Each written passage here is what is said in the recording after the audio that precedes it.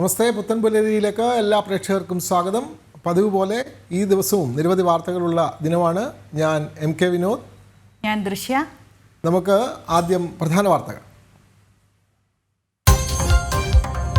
അമേരിക്കയിൽ ജന്മാവകാശ പൗരത്വം നിർത്തലാക്കുന്ന ഉത്തരവിന് സ്റ്റേ. തുടർ നടപടികൾ 14 ദിവസത്തേക്ക് സ്റ്റേ ചെയ്ത ഫെഡറൽ ജഡ്ജ്. ട്രംപിന്റെ ഉത്തരവ് ഭരണഘടനാ ലംഘനമെന്ന് ജഡ്ജ്. ജോൺ കോഗ്നോർ അപ്പീൽ പോകാൻ ട്രംപ്. കേരളത്തിൽ ബംഗ്ലാദേശി നുഴഞ്ഞുകയറ്റക്കാർക്ക് പിന്നിൽ PFI അടക്കം നിരോധിത ഭീകര സംഘടനകൾ. ഭീകര ഗ്രൂപ്പുകളുടെ ശക്തി കേന്ദ്രങ്ങൾ, നുഴഞ്ഞുകയറ്റക്കാരുടെ സുരക്ഷിത താവളങ്ങൾ. അന്വേഷണം ഊർജിതമാക്കി പോലീസും രഹസ്യാന്വേഷണ വിഭാഗങ്ങളും. ജനം എക്സ്ക്ലൂസീവ്.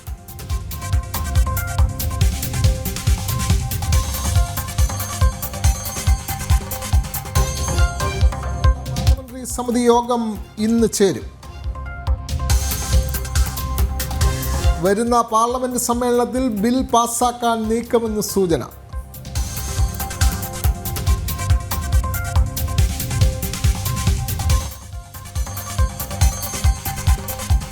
സാമൂഹ്യക്ഷേമ പെൻഷൻ തട്ടിപ്പിൽ ഒളിച്ചു കളിച്ച സംസ്ഥാന സർക്കാർ. പെൻഷൻ കൈപ്പറ്റിയ ജീവനക്കാരുടെ കണക്കുകൾ പുറത്തുവിട്ടില്ല. വിവരങ്ങൾ കൈമാറില്ലെന്ന് RTIക്ക് മറുപടി. സർക്കാർ നീക്കം പണം അപഹരിച്ചവരെ സംരക്ഷിക്കാൻ. ജനം ബ്രേക്കിംഗ്.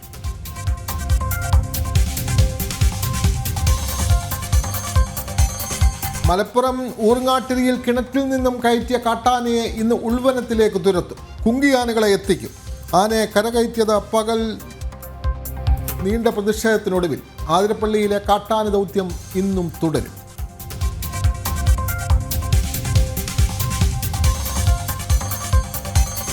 സംസ്ഥാനത്തെ റേഷൻ പ്രതിസന്ധിയിൽ ഒടുവിൽ സർക്കാർ ഇടപെടൽ. കടഉടമകളുടെ സംഘടനകളുമായി ഇന്ന് ചർച്ച. വേതന വർധനവടക്കമുള്ള ആവശ്യങ്ങൾ പരിഗണിക്കും.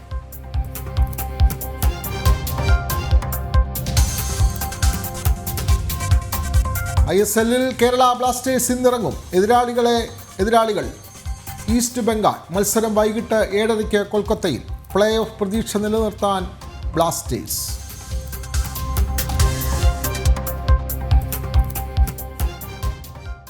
നേരത്തെയും വാർത്തയായിരുന്നു അനധികൃത സാമൂഹ്യക്ഷേമ പെൻഷൻ കൈപ്പറ്റിയവരെ പറ്റിയുള്ള അന്വേഷണം, അതിന്മേലുള്ള നടപടികളൊക്കെ. അതിന്മേലുള്ള വാർത്ത തന്നെ നമുക്ക് അതിലേക്ക് തന്നെ ആദ്യം പോകാം. അനധികൃതമായി സാമൂഹ്യക്ഷേമ പെൻഷൻ കൈപ്പറ്റി ജീവനക്കാരുടെ കണക്കുകൾ പുറത്തുവിടാതെ സംസ്ഥാന സർക്കാർ. പേരുവിവരങ്ങൾ ആവശ്യപ്പെട്ട വിവരാവകാശത്തിന് കൃത്യമായ മറുപടിയില്ല. സാമൂഹ്യ സുരക്ഷാ പെൻഷൻ കൈപ്പറ്റിയവരുടെ വിവരങ്ങൾ കൈമാറില്ലെന്നും RTIക്ക് മറുപടി. നീക്കം പണം അപഹരിച്ചവരെ സംരക്ഷിക്കാനെന്നും ആക്ഷേപം. കള്ളന്മാർ എന്ന് തന്നെ വിളിക്കേണ്ടി വരും. ഇവരുടെ പേര് വിവരങ്ങൾ വെളിപ്പെടുത്താത്തത് അവരെ സംരക്ഷിക്കുന്ന ഒരു നിലപാടായിട്ട് വേണം കാണാൻ. അതുകൊണ്ട് തന്നെ സംസ്ഥാന സർക്കാർ ഈ അനധികൃതമായി കൈപ്പറ്റിയിട്ടുള്ള സർക്കാർ ഉദ്യോഗസ്ഥരെ അവരിൽ നിന്നും പണം 18% പലിശയോട് കൈപ്പറ്റുന്നതോടൊപ്പം തന്നെ നിയമപരമായിട്ട് ശിക്ഷാ നടപടികൾ കൂടി എടുത്തില്ലെങ്കിൽ മോഷണം നടത്തുന്ന മോഷ്ടാവ് പണം തിരികെ നൽകി രക്ഷപ്പെടുന്ന അവസ്ഥയിലുള്ള അതുപോലെ തന്നെ ഈ സാമൂഹ്യ സുരക്ഷാ പെൻഷൻ കൈപ്പറ്റിയവരും പുറത്തേക്ക് പോകുന്നൊരു സ്ഥിതി ഉണ്ടാവും. വിവരങ്ങളുമായി തിരുവനന്തപുരത്ത് നിന്നും പ്രജിത് മോഹനൻ ചേരുന്നു. പ്രജിത്ത്, നേരത്തെ പുറത്തു വന്ന വാർത്തയാണ് സാമൂഹ്യക്ഷേമ പെൻഷൻ പലരും കൈപ്പറ്റുന്നു. പെൻഷൻ വാങ്ങും സർക്കാരിൻ്റെ മറ്റ് സർവീസിലിരുന്നവർ പോലും പെൻഷൻ വാങ്ങുന്നു, അർഹതയില്ലാത്തവർക്ക് ക്ഷേമ പെൻഷൻ കിട്ടുന്നു തുടങ്ങിയ വാർത്തകളെല്ലാം പുറത്തു വന്നതാണ്. അത് ഏതൊക്കെ വകുപ്പുകളിലാണ് എന്ന് കൃത്യമായ വിവരങ്ങളും വന്നിരുന്നു. പക്ഷേ ഈ വിവരാവകാശ പ്രകാരം കാര്യങ്ങൾ ചോദിക്കുമ്പോൾ സർക്കാർ ഇതിന്മേൽ മറുപടി നൽകുന്നില്ല, കൃത്യമായ കണക്കുകൾ നൽകുന്നില്ല. അതായത് സർക്കാരിന് വേണ്ടപ്പെട്ടവർക്കൊക്കെ ഈ പെൻഷൻ വാരിക്കോരി നൽകുന്നുണ്ട്. അതുകൊണ്ടായിരിക്കുമോ ഈ പേരുകൾ പുറത്തുവിടാൻ അധികൃതർ മടിക്കുന്നത്? പ്രജിത് മോഹനൻ.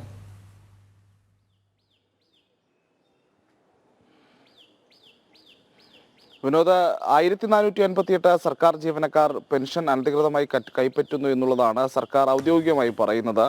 നേരത്തെയുള്ള CAG പരിശോധനാ ഘട്ടത്തിലുകളിലൊക്കെ ഇതിലും കൂടുതൽ ആളുകളുണ്ട് എന്നുള്ളൊരു യാഥാർത്ഥ്യമാണ്.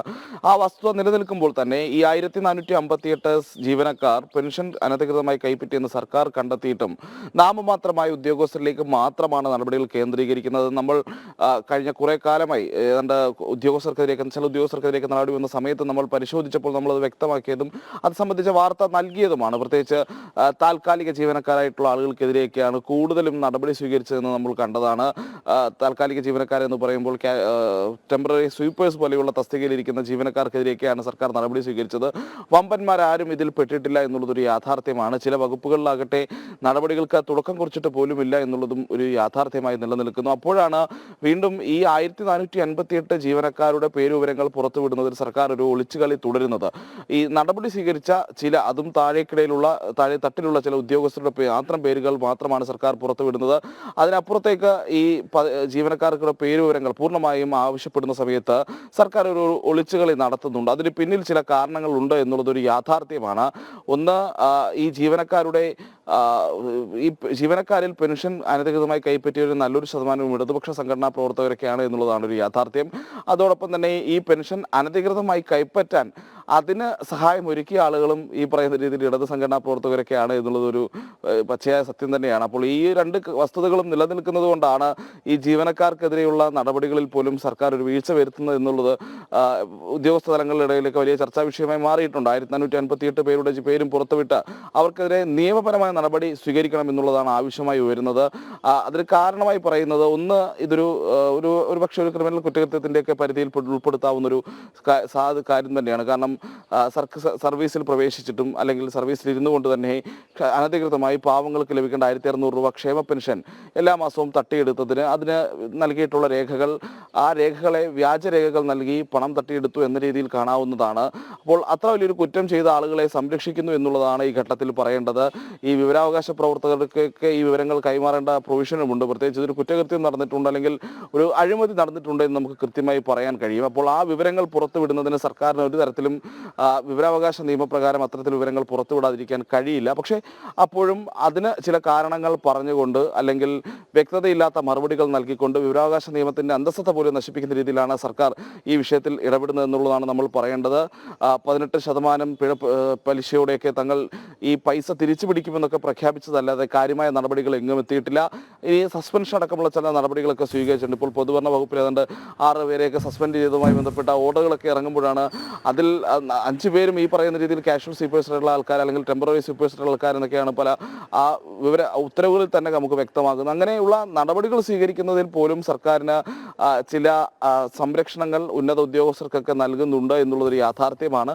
അതോടൊപ്പം തന്നെയാണ് ഈ രീതിയിൽ പേരുവിവരങ്ങൾ പുറത്തുവിടാതെയുള്ള സർക്കാരിൻ്റെ ഈ ഒളിച്ചുകളിയും എന്നത്. വിനോദ്. അതെ, വ്യക്തമാണ്. ഉഷാ നെല്ലൂരിനെ പോലുള്ള നമ്മുടെ പ്രേക്ഷകരും പറയുന്നുണ്ട് ഇത് CPM ആയതുകൊണ്ടാണ് ഈ പേരുവിവരങ്ങൾ പുറത്തുവിടാത്തത് എന്നുള്ള കാര്യമാണ്. അങ്ങനെ തന്നെയാണ് സാധാരണക്കാരുടെയും സംശയം. അത് തന്നെയാണ് പേരുവിവരങ്ങൾ പുറത്തുവിടാത്തത്. പാർട്ടിയിൽപ്പെട്ടവർ ഉള്ളതുകൊണ്ടാണ് ആ പേരുവിവരങ്ങൾ പുറത്തുവിടാത്തത്. ആ റിപ്പോർട്ട് നൽകിയായിരുന്നു പ്രജിത് മോഹൻ. മറ്റൊരു വാർത്തയിലേക്കാണ്. നുഴഞ്ഞു കയറിയ ബംഗ്ലാദേശികൾക്ക് ഒളിത്താവളമൊരുക്കുന്നതിൽ നിരോധിത ഭീകര സംഘടനകളുമുണ്ടെന്ന സംശയം. PFI ഉൾപ്പെടെയുള്ള ഭീകര സംഘടനകളുടെ ശക്തി കേന്ദ്രങ്ങളാണ് നുഴഞ്ഞുകയറ്റക്കാരുടെ സുരക്ഷിത താവളങ്ങൾ. അന്വേഷണം ഊർജിതമാക്കി പോലീസും രഹസ്യാന്വേഷണ വിഭാഗവും ഇപ്പോൾ രംഗത്തുണ്ട്. വിവരങ്ങളുമായി കൊച്ചിയിൽ നിന്ന് രേഷ്മ ബാബു ഉണ്ട്. രേഷ്മ, ഞെട്ടിക്കുന്ന വിവരങ്ങൾ തന്നെയാണ് ഇപ്പോൾ പുറത്തു വരുന്നത്. എന്തൊക്കെയാണ് വിശദാംശങ്ങൾ?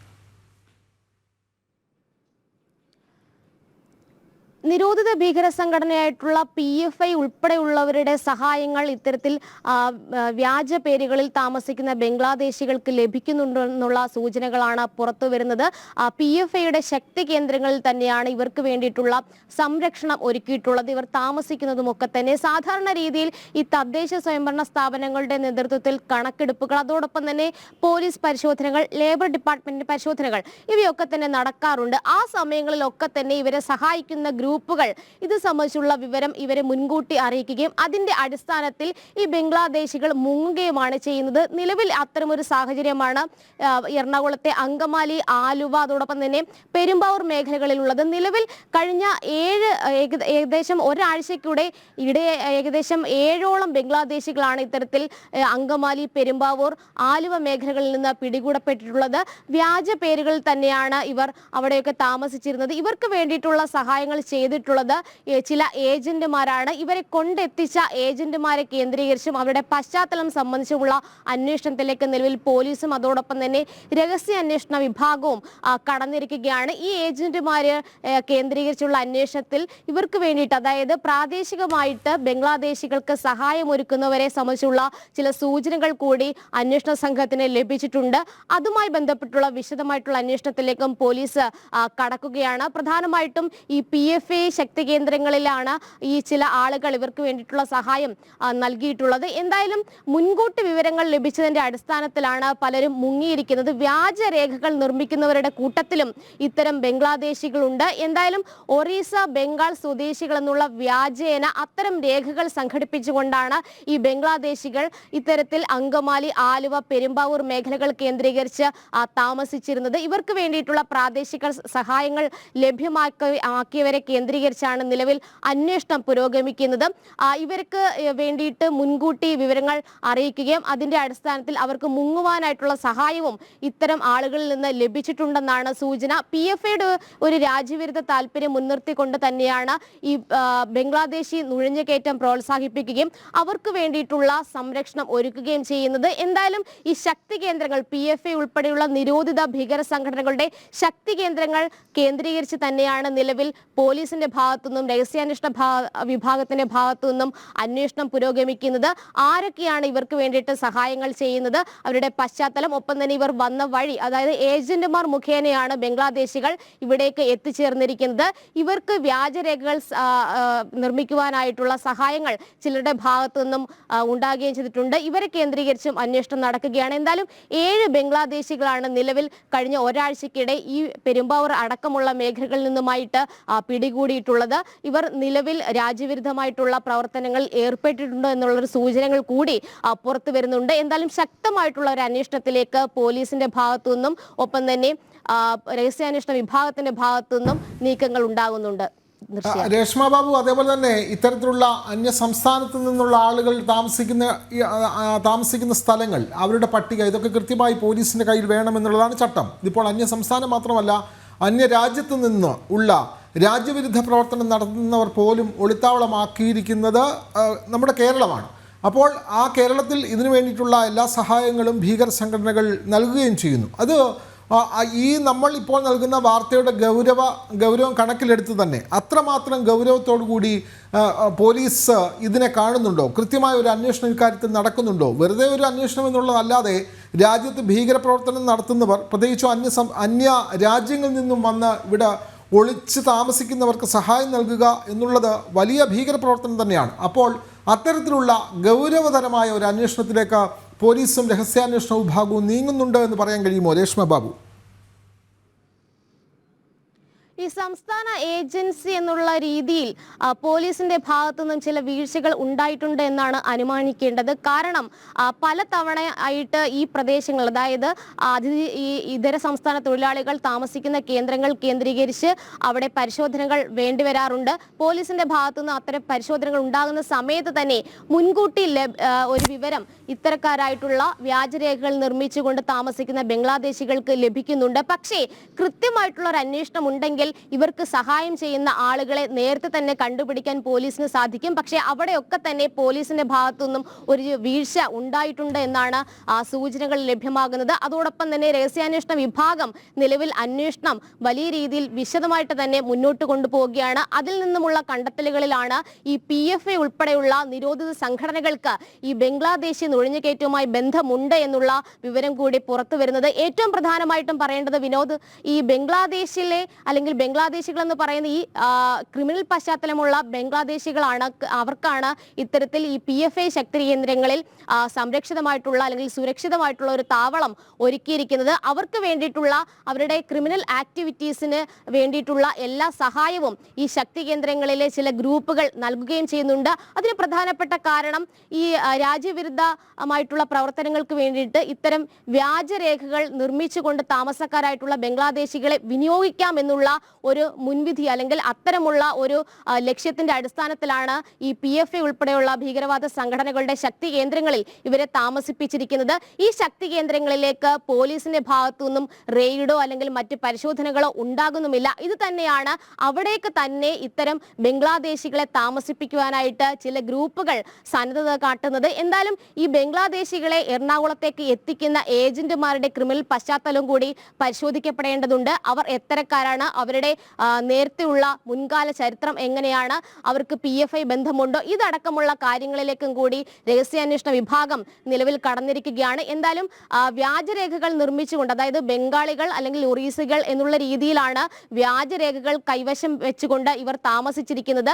ഈ പ്രാദേശികമായിട്ടുള്ള സഹായം ലഭിക്കുന്നത് കൊണ്ട് തന്നെ പോലീസുമായി അല്ലെങ്കിൽ പോലീസിന്റെ പരിശോധനകൾ അല്ലെങ്കിൽ മറ്റ് തദ്ദേശ സ്ഥാപനങ്ങളുടെ പരിശോധനകൾ ഇതിൽ നിന്നൊക്കെ മുങ്ങുന്ന ഒരു സാഹചര്യം കൂടി ഉണ്ടാകുന്നുണ്ട്. തദ്ദേശ സ്ഥാപനങ്ങൾ പരിശോധനകൾ അല്ലെങ്കിൽ കണക്കെടുപ്പുമായി ബന്ധപ്പെട്ട് വരുന്ന സമയത്ത് തന്നെ ഈ ഒരു ക്രിമിനൽ പശ്ചാത്തലമുള്ള ബംഗ്ലാദേശികൾക്ക് ഈ PFI ഉൾപ്പെടെയുള്ള ശക്തി കേന്ദ്രങ്ങളിലെ ചില ഗ്രൂപ്പുകൾ അല്ലെങ്കിൽ ആൾക്കാർ അവർക്ക് വേണ്ടിയിട്ട് മുൻകൂട്ടി വിവരം അറിയിക്കുകയും അതിന്റെ അടിസ്ഥാനത്തിൽ ഈ വ്യാജരേഖകൾ കൈവശം വെച്ചുകൊണ്ട് താമസിക്കുന്ന ബംഗ്ലാദേശികൾ മുങ്ങുകയുമാണ് ചെയ്യുന്നത്. എന്തായാലും ഈ ഏജന്റുമാരെ കേന്ദ്രീകരിച്ചുകൊണ്ടും ഈ PFI ശക്തി കേന്ദ്രങ്ങളിൽ റെയ്ഡ് നടത്തിക്കൊണ്ടും മാത്രമേ ഈ ഒരു വിഷയത്തിൽ ഒരു പരിഹാരം ഉണ്ടാക്കാൻ സാധിക്കുകയുള്ളൂ. എന്തായാലും രഹസ്യാന്വേഷണ വിഭാഗം ശക്തമായിട്ടുള്ള അന്വേഷണം മുന്നോട്ട് കൊണ്ടുപോകുന്നുണ്ട്. പോലീസിന്റെ ഭാഗത്തു നിന്നും വീഴ്ചകൾ ഉണ്ടായതിന്റെ അടിസ്ഥാനത്തിൽ തന്നെയാണ് ഈ ബംഗ്ലാദേശികൾ വ്യാജരേഖകൾ കൈവശം വെച്ചുകൊണ്ട് ഇവിടെ താമസക്കാരായിട്ട് മാറിയിട്ടുള്ളത്. എന്തായാലും അക്കാര്യത്തിൽ പോലീസിന്റെ ഭാഗത്തു നിന്നും വരും ദിവസങ്ങളിൽ തുടർ പരിശോധനകൾ ഉണ്ടാകുമെന്നാണ് ലഭ്യമാകുന്ന സൂചന. വിനോദ്, തീർച്ചയായും RK വൈകുണ്ഠം തുടങ്ങിയ പ്രേക്ഷകരും പറയുന്നു വ്യാജരേഖകൾ ഉണ്ടാക്കുന്നവരെ കണ്ടെത്തുക തന്നെ വേണം എന്ന് പറയുന്നു. അതുപോലെ തന്നെ TN രാജേന്ദ്രൻ പറയുന്നത് നാട് നശിച്ചാലും വേണ്ടില്ല, സർക്കാരിന് വോട്ട് കിട്ടിയാൽ മതി, ആരായാലും വേണ്ടില്ല, അവർക്കൊക്കെ വേണ്ട സഹായം ചെയ്യുക, അവരുടെ വോട്ട് മാത്രം ഇങ്ങ് തന്നേച്ചാൽ മതി. തീർച്ചയായും സംസ്ഥാനത്തെ കഞ്ഞിമുട്ടുന്ന സാഹചര്യത്തിലേക്ക് കാര്യങ്ങൾ പോവുകയാണ്. റേഷൻ വ്യാപാരികൾ സമരത്തിലേക്ക്, അനിശ്ചിതകാല സമരത്തിലേക്ക് പോകുമെന്ന് അവർ നേരത്തെ പ്രഖ്യാപിച്ചതാണ്. അപ്പോൾ അവരുമായി ചർച്ചയ്ക്ക് സർക്കാർ ശ്രമം നടത്തുന്നുണ്ട്. പക്ഷേ അതൊന്നും ഇപ്പോൾ വിജയിച്ചിട്ടില്ല. കഴിഞ്ഞ ദിവസം മന്ത്രി തന്നെ പറഞ്ഞിരുന്നു ഈ വിതരണക്കാർക്ക് ആവശ്യത്തിലധികം കൃത്യമായ വേതനം കിട്ടുന്നുണ്ടെന്ന് തന്നെയാണ് കഴിഞ്ഞ ദിവസം മന്ത്രിയൂടെ പറഞ്ഞത്. അതൊക്കെ കൂടിയാണ് ഇന്ന് ചർച്ചയിൽ അതൊക്കെ വരുന്നുണ്ട്. റേഷൻ വ്യാപാരികൾക്ക് ഇന്ന് നഷ്ടത്തിൻ്റെ കണക്കുകൾ മാത്രമേ പറയാനുള്ളൂ. സമരപ്രഖ്യാപനത്തിന് പിന്നാലെ റേഷൻ വ്യാപാരികളെ വീണ്ടും ചർച്ചയ്ക്ക് വിളിച്ചിരിക്കുകയാണ് സർക്കാർ. ഇന്ന് ധനകാര്യമന്ത്രിയുടെയും ഭക്ഷ്യമന്ത്രിയുടെയും നേതൃത്വത്തിൽ വ്യാപാരി സംഘടനകളുമായി ചർച്ച നടക്കും. 2 മണിയോടെ ഓൺലൈനായിട്ടാണ് യോഗം. വേതന വർധനവ് അടക്കമുള്ള ആവശ്യങ്ങൾ പ്രധാന വിഷയമാണ്. വിവരങ്ങളുമായി പ്രജിത് മോഹൻ ചേരുന്നു. പ്രജിത്ത്, റേഷൻ വ്യാപാരികൾ, റേഷൻ കട ഉടമകൾ അനിശ്ചിതകാല സമരം നടത്തുമെന്ന് നേരത്തെ തന്നെ പ്രഖ്യാപിച്ചതാണ്. അപ്പോൾ അവരുമായി ചർച്ച 1-2 വട്ടമൊക്കെ നടന്നു, പക്ഷേ അത് വിജയിച്ചില്ല. ഇന്ന് ഓൺലൈനായിട്ട് ഉച്ചയ്ക്ക് 2 മണിക്ക് ചർച്ച നടക്കുന്നു. ഇക്കാര്യത്തിൽ ധനകാര്യമന്ത്രിയും ഭക്ഷ്യമന്ത്രിയും അവരുമായി സംസാരിക്കുന്നുണ്ട്. അവർക്ക് കൃത്യമായി വേതനം ലഭിക്കുന്നില്ല, വിതരണം ചെയ്യുന്ന ഭക്ഷ്യവസ്തുക്കളുടെ കമ്മീഷൻ ഒന്നും കൃത്യമായി ലഭിക്കുന്നില്ല, നഷ്ടങ്ങളുടെ കണക്ക് മാത്രമാണ് റേഷൻ വ്യാപാരികൾക്കുള്ളത്. എന്നാൽ പിന്നെ ഈ കടയൊക്കെ പൂട്ടി കടയൊക്കെ അടച്ചേക്കാമെന്നുള്ള ധാരണയിലേക്ക് അവർ എത്തുന്നു. ചർച്ചയുടെ ഒരു വിശദാംശങ്ങൾ എന്തെല്ലാമാണ്? എന്തെങ്കിലും പ്രതീക്ഷ റേഷൻ വ്യാപാരികൾക്ക് ഈ ചർച്ച മൂലം അവർ പ്രതീക്ഷ പുലർത്തുന്നുണ്ടോ? പ്രജിത് മോഹനൻ.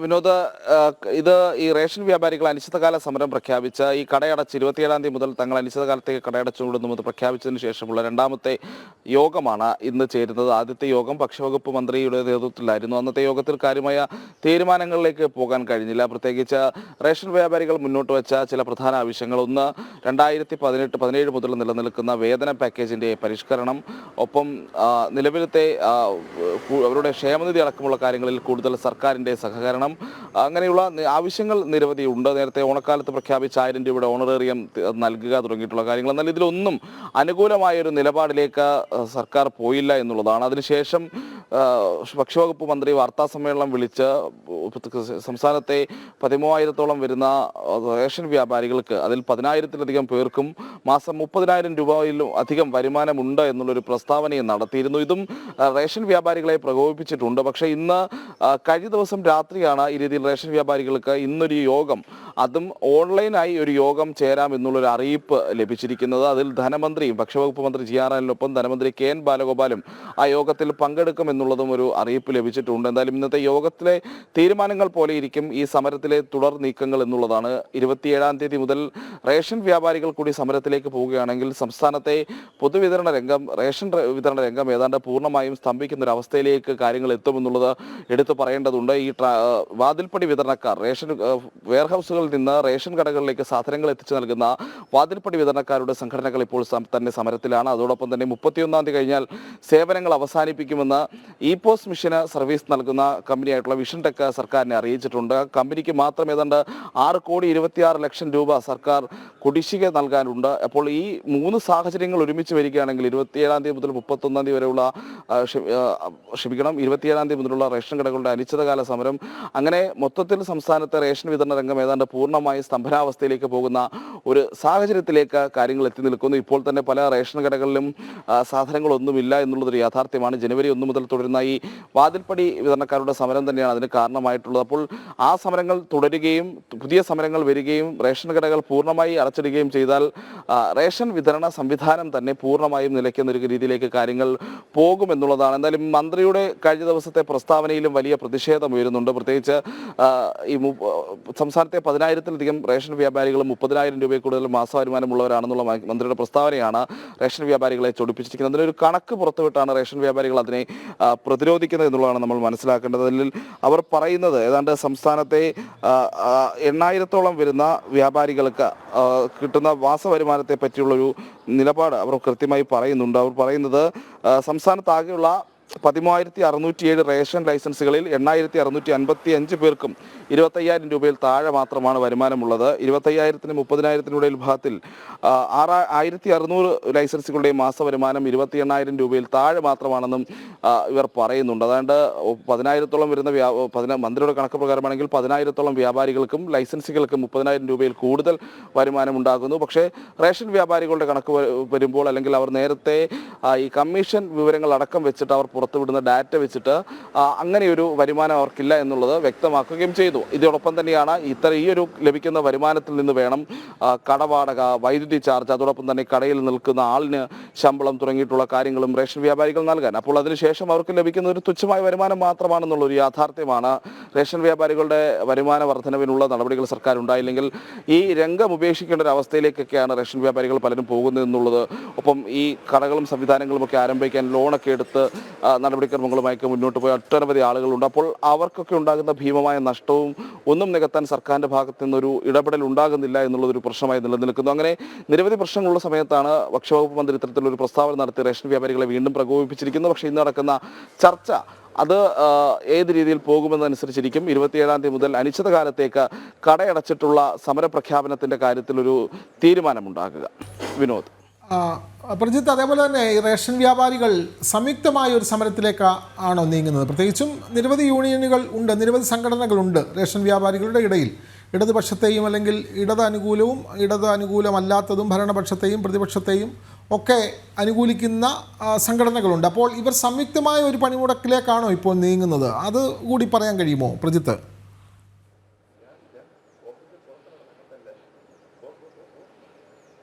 വിനോദ, സംസ്ഥാനത്തെ 4ഓളം റേഷൻ വ്യാപാരി സംഘടനകളുടെ കോർഡിനേഷൻ കമ്മിറ്റിയായിട്ടുള്ള റേഷൻ ഡീലേഴ്സ് കോഓർഡിനേഷൻ കമ്മിറ്റിയുടെ നേതൃത്വത്തിലാണ് ഈ സമരം 27-ാം തീയതി മുതൽ അനിശ്ചിതകാല സമരം പ്രഖ്യാപിച്ചിരിക്കുന്നത്. അതിൽ G Stephen MLA, ex-MLA Johny Nelloor തുടങ്ങിയിട്ടുള്ള ആളുകൾ, എല്ലാ രാഷ്ട്രീയ സംവിധാനങ്ങളിൽ നിന്നുള്ള ആളുകളും ഈ സംഘടനയുടെ ചുമതലകളിലുണ്ട് എന്നുള്ളതാണ് ഞാൻ വ്യക്തമാക്കുന്നത്. അങ്ങനെ പ്രധാനപ്പെട്ട എല്ലാ രാഷ്ട്രീയ പാർട്ടികളോടും ചായവുള്ള സംഘടനകളും ഒരുമിച്ച് തന്നെയാണ് ഈ രീതിയിൽ സമരവുമായി മുന്നോട്ട് പോകുന്നത്. പലപ്പോഴായി സമരങ്ങൾക്ക് നോട്ടീസ് നൽകുകയും സർക്കാരിൻ്റെ വാഗ്ദാനങ്ങൾ വിശ്വസിച്ച് അവർ പുറത്ത് മാറുകയും ചെയ്യുന്ന സാഹചര്യമുണ്ട്. കാരണം 7 വർഷത്തെ ഒരു പഴക്കമുണ്ട്. മുഖ്യമന്ത്രി ഇവർക്കൊരു വേതന പാക്കേജ് പരിഷ്കരണം ഉറപ്പ് നൽകിയിട്ട് എന്നുള്ളതാണ്. മുഖ്യമന്ത്രി ഉറപ്പ് നൽകിയിരുന്നു, പിന്നീട് അവർ സമരങ്ങളിൽ നിന്ന് പിന്മാറുന്നു, വീണ്ടും കുറേ കാലം അവർ ഈ രീതിയിൽ തന്നെ മുന്നോട്ട് പോകുന്നു. ഒടുവിൽ വീണ്ടും സമരപ്രഖ്യാപനവുമായി വരുന്നു. സർക്കാർ ഒരു ഉറപ്പ് നൽകും, ആ ഉറപ്പും വിശ്വസിച്ച് വീണ്ടും വീട്ടിൽ പോകും.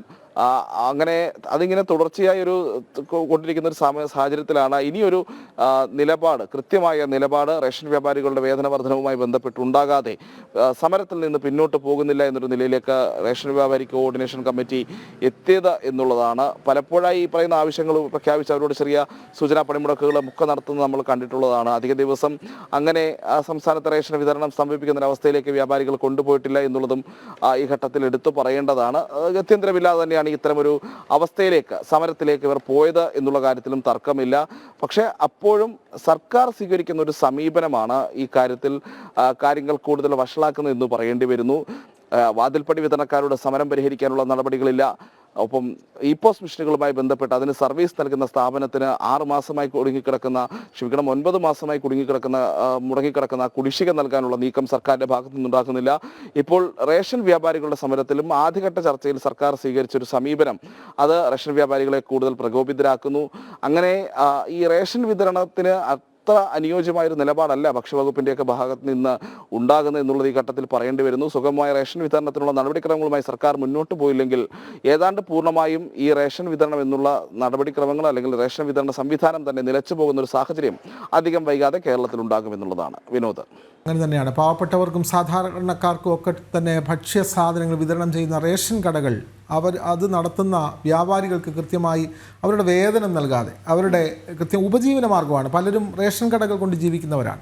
അവരാണ് പാവങ്ങൾക്ക് അരി വിതരണം ചെയ്യുന്ന ആളുകൾ. അതിൽ ഒക്കെ കുഴപ്പക്കാരൊക്കെ ഉണ്ട്. എന്നാൽ പോലും ഭൂരിപക്ഷം വരുന്ന റേഷൻ വ്യാപാരികൾ ആവശ്യപ്പെടുന്ന അവരുടെ ന്യായമായ ആവശ്യങ്ങൾ അത് കേൾക്കാൻ സർക്കാർ തയ്യാറാവണം. അവർക്ക് വേണ്ട വേതനം നൽകണം. അവരുടെ പണിമുടക്കിൽ നിന്നും പരമാവധി അവരെ ഒഴിവാക്കാനുള്ള സാധ്യതകൾ ഇന്ന് ഉച്ചയ്ക്ക് നടക്കുന്ന ചർച്ചയിൽ അക്കാര്യങ്ങളിൽ ഒരു തീരുമാനമാകുമെന്ന് നമുക്ക് കരുതാം. നേരത്തെ പ്രജിത്ത് പറഞ്ഞ പോലെ പരമാവധി പണിമുടക്കൊന്നുമില്ലാതെ പ്രതിഷേധ സമരങ്ങൾ മാത്രമൊക്കെ ആയിട്ടാണ് റേഷൻ വ്യാപാരികൾ മുന്നോട്ട് പോകുന്നത്. പക്ഷേ എനിക്ക് തോന്നുന്നു ഗതിമുട്ടിയത് കൊണ്ടാവാം അനിശ്ചിതകാല സമരം. അത് സംയുക്ത കോർഡിനേഷൻ കമ്മിറ്റിയാണ്, ഭരണപക്ഷത്തെയും പ്രതിപക്ഷത്തെയും ഒക്കെ. വ്യാപാരികളെ കൂടാതെ ഇപ്പോൾ ഇപ്പോസ് കരാർ കമ്പനിയും കൂടി ഈ 31-ന് ശേഷം സമരം പ്രഖ്യാപിച്ചിട്ടുണ്ട്. അവർ 31-ാം തീയതി വരെയാണ് അവരുടെ സേവനം ഉണ്ടാകുക എന്നാണ് ഇപ്പോൾ അറിയിച്ചിട്ടുള്ളത്. അപ്പോൾ അവരുടെ സമരവും ഇക്കൂടെ ഉണ്ടാവും. അതെ, അതുകൂടി വന്നാൽ പിന്നെ മാർക്കറ്റിൽ നിന്നും ഇരട്ടി വിലയ്ക്ക് സാധനങ്ങൾ വാങ്ങേണ്ട ഗതികേട് ആളുകൾക്കുണ്ടാകും. അതുകൊണ്ട് ആ ഒരു സാഹചര്യം സൃഷ്ടിക്കാതെ സർക്കാർ ഈ ചർച്ചയിൽ ഒരു കൃത്യമായ തീരുമാനം ഉണ്ടാകട്ടെ എന്ന് നമുക്ക് വിശ്വസിക്കാം. അതെ, മറ്റൊരു വാർത്തയിലേക്കാണ്. ഹൈക്കോടതി ഉത്തരവിനൊക്കെ പുല്ലുവില നൽകിക്കൊണ്ടിരിക്കുകയാണ്. അതായത് സംസ്ഥാനത്തെ പാതയോരങ്ങളിലെല്ലാം തന്നെ ബാനറുകളും അതുപോലെ ഫ്ലെക്സ് ബോർഡുകളും എല്ലാം നിറഞ്ഞിരിക്കുകയാണ്. ഇതിനെ സംബന്ധിച്ചൊരു വാർത്തയാണ്. കോഴിക്കോട് വടകരയിൽ പാതയോരങ്ങളിൽ CPM സ്ഥാപിച്ച ബാനറുകളും ഫ്ലെക്സ് ബോർഡുകളും നീക്കം ചെയ്യാത്തതിനെതിരെ പ്രതിഷേധം കടുപ്പിക്കാൻ BJP. കോടതി ഉത്തരവ് കാറ്റിൽ പറത്തിയാണ് CPMന്റെ നടപടി. ഈ മാസം 30-ന് നടക്കാനിരിക്കുന്ന CPM ജില്ലാ സമ്മേളനത്തിൻ്റെതാണ് ബാനറുകൾ. അനഘയുണ്ട് കോഴിക്കോട് നിന്ന് വിവരങ്ങളുമായി. അനഘ, എങ്ങനെയാണ് BJP പ്രതിഷേധം ശക്തമാക്കാനാണോ സാധ്യത? ഈ ബാനറുകൾ നീക്കം ചെയ്യുന്നതുവരെ പ്രതിഷേധം തുടരുമോ?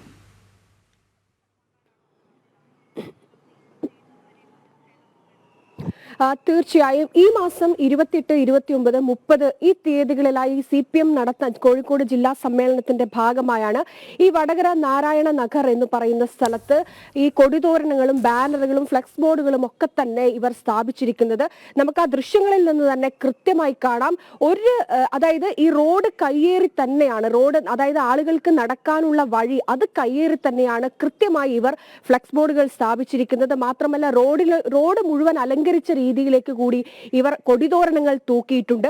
ഇത് ചൂണ്ടിക്കാണിച്ച് ആ പ്രതിപക്ഷ സംഘടന BJP അടക്കമുള്ളവർ നഗരസഭാ സെക്രട്ടറിക്ക് പരാതി അടക്കം നൽകിയിരുന്നു. പക്ഷേ ആ പരാതിക്ക് മേൽ ഒരു നടപടിയും ഇതുവരെ സ്വീകരിച്ചിട്ടില്ല എന്നതാണ് വസ്തുത. മാത്രമല്ല ഈ കഴിഞ്ഞ ദിവസം ഒരു സ്കൂട്ടർ യാത്രികന്റെ തലയിലേക്ക് ഇത്തരത്തിൽ കൊടിതോരണം പൊട്ടി വീഴുന്ന ഒരു സാഹചര്യം ഉണ്ടായിരുന്നു. തലനാരിഴയ്ക്കാണ് വലിയൊരു അപകടം ഒഴിവായതുപോലും. ഇത്തരത്തിലൊരു സാഹചര്യം ആ പ്രദേശത്ത് നിലനിൽക്കെ ഇതിനൊരു രീതിയിലും അത് എടുത്തു മാറ്റാനുള്ളൊരു നീക്കം അധികൃതരുടെ ഭാഗത്ത് നിന്ന് ഉണ്ടാകുന്നില്ല എന്നതാണ്. നമുക്കറിയാം, കൃത്യമായി തന്നെ കോടതിയുടെ ഉത്തരവുണ്ട്. ഇത്തരത്തിൽ പാതയോരങ്ങളും പൊതു ഇടങ്ങളും കയ്യേറിക്കൊണ്ട് ഫ്ലെക്സ് ബോർഡുകൾ സ്ഥാപിക്കാൻ പാടില്ല എന്നതാണ്. ആ ആ കോടതി ഉത്തരവിന് ഒരു വിലയും കൽപ്പിക്കാതെയാണ് ഭരിക്കുന്ന പാർട്ടിയുടെ CPM-ന്റെ തന്നെ സമ്മേളനത്തിന്റെ കൊടിതോരണങ്ങളും മറ്റുമൊക്കെ തന്നെ ഇത്തരത്തിൽ കയ്യേറി തന്നെ സ്ഥാപിച്ചിരിക്കുന്നത്. ഇതിൽ ഏറ്റവും സങ്കടകരം കഴിഞ്ഞ ദിവസങ്ങളിലൊക്കെ തന്നെ ഈ ബോർഡുകളൊക്കെ സ്ഥാപിക്കുന്നതിന് മുൻപ് തന്നെ ആ പ്രദേശങ്ങളിലൊക്കെ വച്ചിരുന്ന ബോർഡുകളും മറ്റ് പാർട്ടികളുടെ അല്ലെങ്കിൽ സ്കൂളുകളിലൊക്കെ തന്നെ മികച്ച വിജയം നേടിയ കുട്ടികളുടെയൊക്കെ ഫ്ലെക്സ് ബോർഡുകൾ ചെറിയ രീതി പാതയോരങ്ങളിൽ അല്ലെങ്കിൽ അതിനടുത്തായി തന്നെ സ്ഥാപിച്ചിരുന്നു. ഇതൊക്കെ തന്നെ നഗരസഭയുടെ അധികൃതർ വന്ന് കൃത്യമായി ആ പ്രദേശത്തുള്ള എല്ലാ ബോർഡുകളും എടുത്തു മാറ്റിയിരുന്നു. എന്നാൽ അത് അങ്ങനെ മാറ്റിക്കൊണ്ട് ഇത്തരത്തിൽ CPM-ന്റെ ജില്ലാ സമ്മേളനത്തിന്റെ ബോർഡുകൾ സ്ഥാപിക്കാനുള്ളൊരു ഇടം ഒരുക്കി കൊടുക്കുകയാണ് നഗരസഭ ചെയ്തത് എന്നാണ് ഉയരുന്ന പ്രധാന ആക്ഷേപം. എന്തായാലും ഈ വിഷയത്തിൽ കൃത്യമായി തന്നെ ഈ ബോർഡുകൾ ഫ്ലെക്സ് ബോർഡുകൾ സ്ഥാപിച്ചിരിക്കുന്ന പാതയോരങ്ങൾ കയ്യേറി സ്ഥാപിച്ചിരിക്കുന്ന ഈ ബോർഡുകൾ കൃത്യമായി എടുത്തു മാറ്റുന്നത് വരെ പ്രതിഷേധിക്കാൻ തന്നെയാണ് BJP-യുടെ ലക്ഷ്യം. മാത്രമല്ല ഇത് വലിയ രീതിയിൽ ആളുകൾക്ക് അപകടമുണ്ടാക്കുന്നു എന്ന് ചൂണ്ടിക്കാണിച്ചിട്ട് പോലും യാതൊരു വിധ നടപടിയും ഈ വിഷയത്തിൽ സ്വീകരിക്കുന്നില്ല എന്നതാണ് ഏറ്റവും സങ്കടകരം. അപ്പോൾ ഈ ഫ്ലെക്സ് ബോർഡുകൾ നീക്കാൻ വേണ്ടിയിട്ടുള്ള സമരങ്ങൾ നടക്കുന്നു.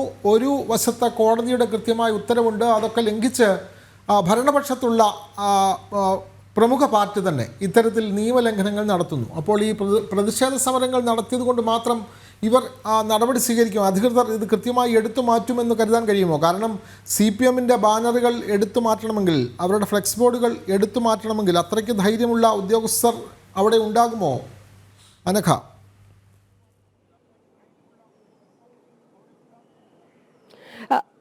തീർച്ചയായും ഇത്തരത്തിൽ ഈ 28-നും 29-നും 30-നും നടക്കുന്ന ജില്ലാ സമ്മേളനം കഴിഞ്ഞതിന് ശേഷം മാത്രമായിരിക്കും ഇത്തരത്തിൽ റോഡും പാതയോരങ്ങളും കയ്യേറിയ ഫ്ലെക്സ് ബോർഡുകൾ എടുത്തു മാറ്റാനുള്ള ഒരു സാധ്യത നമുക്ക് കാണാൻ കഴിയുക. കാരണം ഇത് ഭരിക്കുന്ന പാർട്ടിയുടെ CPM-ന്റെ ജില്ലാ സമ്മേളനത്തിന്റെ പോസ്റ്ററുകളാണ് പാതയോരങ്ങൾ കയ്യേറി സ്ഥാപിച്ചിരിക്കുന്നത്. കൃത്യമായി തന്നെ നഗരസഭ അത് എടുത്തു മാറ്റുന്നില്ല. പിന്നെയുള്ളത് പോലീസാണ്. പോലീസും ഈ കാര്യത്തിൽ അങ്ങനെ ഒരു നടപടി സ്വീകരിക്കുമെന്ന് നമുക്ക് പറയാൻ കഴിയില്ല. കാരണം ഈ സർക്കാരിൻ്റെതാണ് അല്ലെങ്കിൽ സർക്കാർ ഈ ഭരിക്കുന്ന പാർട്ടിയുടേതാണ്. അതുകൊണ്ട് തന്നെ ഈ വിഷയത്തിൽ ഇടപെടാൻ പോലീസിനടക്കം ചെറിയൊരു വൈമുഖ്യമുണ്ട് എന്നാണ് നമുക്ക് മനസ്സിലാക്കാൻ സാധിക്കുന്നത്. അല്ലെങ്കിൽ അങ്ങനെയൊന്നും ഇല്ലായിരുന്നെങ്കിൽ ഇത്തരത്തിലൊരു കോടതി ഉത്തരവ് ഉണ്ടായിട്ട് പോലും അതിനൊന്നും ഒരു വിലയും കൊടുക്കാതെ ഈ റോഡിൽ തന്നെയാണ് കൃത്യമായി നമുക്ക് ആ ദൃശ്യങ്ങളിൽ കാണാൻ കഴിയും. റോഡിൽ തന്നെയാണ് ഈ അലങ്കാരപ്പണികളൊക്കെ തന്നെ നടത്തിയിരിക്കുന്നത്. നടക്കാൻ കഴിയാത്ത രീതിയിലാണ് വലിയ പടുകൂറ്റൻ ഫ്ലെക്സ് ബോർഡുകളാണ് ഈ പാതയോരങ്ങളിലൊക്കെ തന്നെ സ്ഥാപിച്ചിരിക്കുന്നത്. വഴിയാത്രക്കാർക്കും കാൽനട യാത്രക്കാർക്കും ഈ സ്കൂട്ടർ യാത്രികർക്കും അല്ലെങ്കിൽ ആ റോഡിലൂടെ പോകുന്ന വാഹന യാത്രക്കാർക്കൊക്കെ തന്നെ ഇതുമൂലം വലിയ ബുദ്ധിമുട്ടും പ്രതിസന്ധിയുമുണ്ട്. പക്ഷെ അതിനൊന്നും ഒരു വിലയും ഈ CPM അല്ലെങ്കിൽ ജില്ലാ സമ്മേളനവുമായി ബന്ധപ്പെട്ട് ഈ ബോർഡ് സ്ഥാപിച്ചവർ അതുമായി ബന്ധപ്പെട്ട് നിൽക്കുന്നവർ ഒരു വിലയും കൊടുക്കുന്നില്ല എന്ന് തന്നെയാണ് നമുക്ക് മനസ്സിലാക്കാൻ സാധിക്കുന്നത്. ഇനി വിഷയത്തിൽ ഉണ്ടാവേണ്ടത് കോടതിയുടെ ഒരു ഇടപെടലാണ്. കോടതി കഴിഞ്ഞ ദിവസം നമുക്കറിയാം ഈ തിരുവനന്തപുരത്ത് ഇത്തരത്തിൽ റോഡ് കയ്യേറി ഫ്ലെക്സ് ബോർഡുകൾ മുഖ്യമന്ത്രിയുടെ ഒരു പടുകൂറ്റൻ ഫ്ലെക്സ് ബോർഡ് സ്ഥാപിച്ചിരുന്നു. പിന്നീട് കോടതി പറഞ്ഞതിന്റെ അടിസ്ഥാനത്തിലാണ് ആ ഫ്ലെക്സ് ബോർഡുകൾ ഉടൻ തന്നെ എടുത്തു മാറ്റുന്ന ഒരു സാഹചര്യം ഉണ്ടായിരിക്കുന്നത്. ഇവിടെ എടുത്തു പറയേണ്ട ഒരു കാര്യം, കോടതിയോട് ചേർന്നിട്ടുള്ള പരിസരത്തൊന്നും തന്നെ ഇത്തരത്തിൽ ഫ്ലെക്സ് ബോർഡുകൾ സ്ഥാപിക്കാൻ പാടുള്ളതല്ല. എന്നാൽ ഇവിടെ വടകരയിൽ കോടതിയോട് അടുത്ത് നിൽക്കുന്ന സ്ഥലങ്ങളിൽ പോലും ഇത്തരത്തിൽ ഫ്ലെക്സ് ബോർഡുകൾ സ്ഥാപിച്ചിട്ടുണ്ട് എന്നതാണ്. എന്തായാലും ഈ വിഷയത്തിൽ കൃത്യമായി തന്നെ ആ ഉയർന്നിരിക്കുന്ന ഫ്ലെക്സ് ബോർഡുകൾ പൊതുജനങ്ങൾക്ക് ഭീഷണി സൃഷ്ടിച്ചുകൊണ്ട് വെച്ചിരിക്കുന്ന ആ ഫ്ലെക്സ് ബോർഡുകൾ കൃത്യമായി തന്നെ എടുത്തു മാറ്റുന്നത് വരെ പ്രതിഷേധം ഉണ്ടാകുമെന്ന് തന്നെയാണ് BJP എടുത്ത നിലപാട്. അതെ, പ്രകാശൻ വേലുക്കുട്ടിയെ പോലെയുള്ളവർ പറയുന്നു CPM ഭരിക്കുമ്പോൾ പോലീസും കോടതിയും എല്ലാം CPM-നെ അനുസരിക്കുകയാണെന്ന്. അങ്ങനെയൊന്നും പറയാൻ പറ്റില്ല. കോടതി കൃത്യമായ നിരീക്ഷണങ്ങളും അതെ കൃത്യമായി കോടതി ഇടപെടുന്നുണ്ട്. അതുകൊണ്ടാണ് പല കാര്യങ്ങളും കൃത്യമായി നടന്നു പോകുന്നത്. ഒരു പരിധിവരെ ജനങ്ങൾക്ക് ആശ്രയം കോടതി തന്നെയാണ്. അതുകൊണ്ട് അങ്ങനെ സമ്പൂർണ്ണമായി കോടതിയെ കുറ്റം പറയാനാവില്ല. മഹാകുംഭമേളയുടെ വാർത്ത എന്താ കാണിക്കാത്ത എന്നൊക്കെ പ്രേക്ഷകർ ചോദിക്കുന്നത്. അതുണ്ട്, ആ വാർത്തയുണ്ട്. കടുത്ത മഞ്ഞാണ് അവിടെ, പ്രയാഗ്രാജിലൊക്കെ കടുത്ത മഞ്ഞാണ്. ഈ സമയത്ത് പോലും ക്യാമറ ഓണാക്കിയാൽ ഒന്നും കാണാത്ത നിലയിലുള്ള മഞ്ഞാണ് എന്നൊക്കെയാണ് നമ്മുടെ റിപ്പോർട്ടർമാർ പറയുന്നത്. അതുകൊണ്ട് മഞ്ഞ് മാറുന്ന ഘട്ടത്തിൽ പുത്തൻ പുലരിയിൽ തന്നെ കുംഭമേളയുടെ വാർത്തകൾ ഉണ്ടാകും എന്ന് പ്രേക്ഷകരെ അറിയിക്കുകയാണ്.